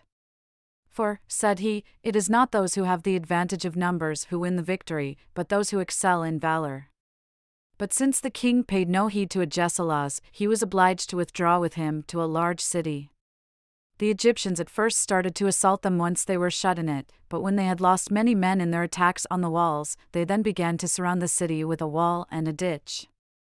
As the work was rapidly nearing completion by reason of the large number of workers, and the provisions in the city were exhausted, Tachus despaired of his safety, but Agesilaus, encouraging the men in attacking the enemy by night, unexpectedly succeeded in bringing all the men out safely. And since the Egyptians had pursued close on their heels and the district was now flat, the Egyptians supposed that they had the enemy surrounded by superior numbers and would utterly destroy them, but Agesilaus seized a position which had on each side a canal fed by the river and thus halted the enemy's attack. Then, having drawn up his force in conformity with the terrain and protected his army by the river channels, he joined battle. The superior numbers of the Egyptians had become useless, and the Greeks, who surpassed them in courage, slew many Egyptians and forced the rest to flee. Afterwards, Tachus easily recovered the Egyptian kingship, and Agesilaus, as the one who single-handed had restored his kingdom, was honored with appropriate gifts. On his journey back to his native land by way of Cyrene, Agesilaus died, and his body packed in honey was conveyed to Sparta, where he received kingly burial and honor. So far did events in Asia progress to the end of the year. In the Peloponnese, though the Arcadians had agreed on a general peace after the Battle of Mantinea, they adhered to their covenant only a year before they renewed the war. In the covenant it was written that each should return to his respective native country after the battle, but there had come into the city of Megalopolis the inhabitants of neighboring cities who had been moved to new homes and were finding transplantation from their own homes difficult to bear. Consequently, when they had returned to the cities which had formerly been theirs, the megalopolitans tried to compel them to abandon their homelands. And when for this reason a quarrel arose, the townsfolk asked the Mantineans and certain other Arcadians to help them, and also the Eleans and the other peoples that were members of the alliance with the Mantineans, whereas the megalopolitans besought the Thebans to fight with them as allies. The Thebans speedily dispatched to them 3,000 hoplites and 300 cavalry with Pamines as their commander. He came to Megalopolis, and by sacking some of the towns and terrifying others he compelled their inhabitants to change their abode to Megalopolis. So the problem of the amalgamation of the cities, after it had reached such a state of turmoil, was reduced to such calm as was possible. Of the historians, Athanas of Syracuse wrote 13 books beginning with the events attending and following Dion's expedition, but he prefixed, in one book, an account of the period of 7 years not recorded in the treatise of Philistus, and by recording these events in summary fashion made of the history a continuous narrative. When Nicodemus was archon at Athens, the consular office at Rome was assumed by Gaius Sulpicius and Gaius Licinius. During their term of office Alexander, tyrant of Pherai, sent pirate ships against the Cyclades, stormed some and took many captives, then disembarking mercenaries on Peparethos put the city under siege. And when the Athenians came to the assistance of the Peparethians and left Leosthenes in command of the mission, Alexander attacked the Athenians.